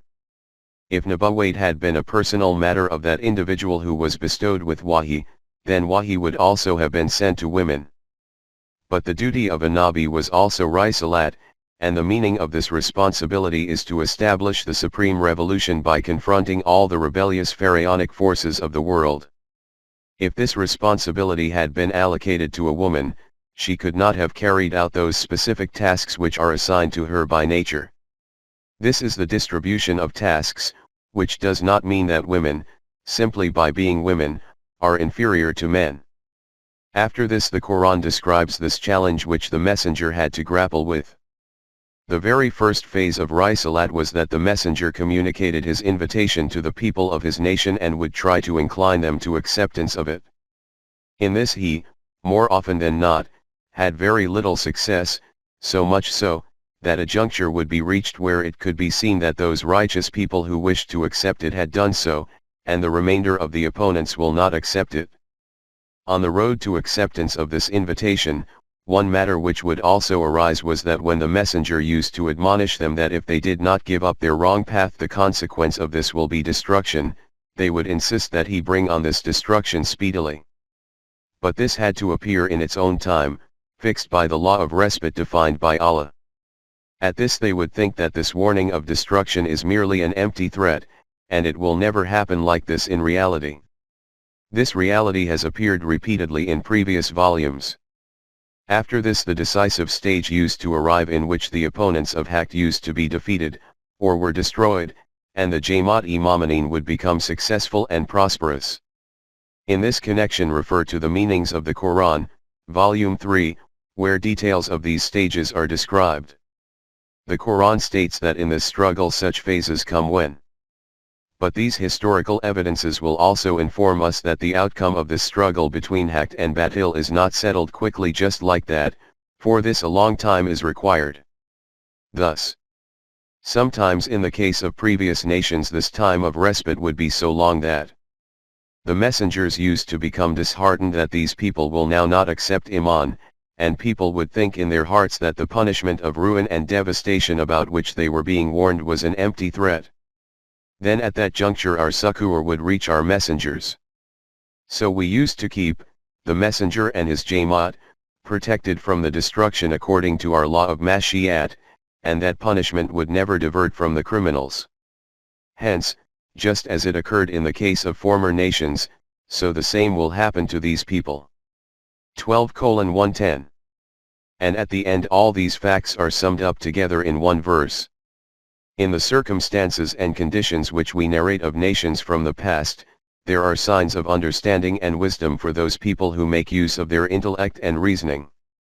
From this it will become proven that the Quran is not some self-concocted book. This will show all those claims to be true which were made before this through the previous Anbiya.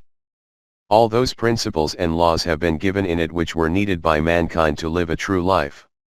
These principles and laws are described in such a clear and explicit way, so that no kind of ambiguity remains in this.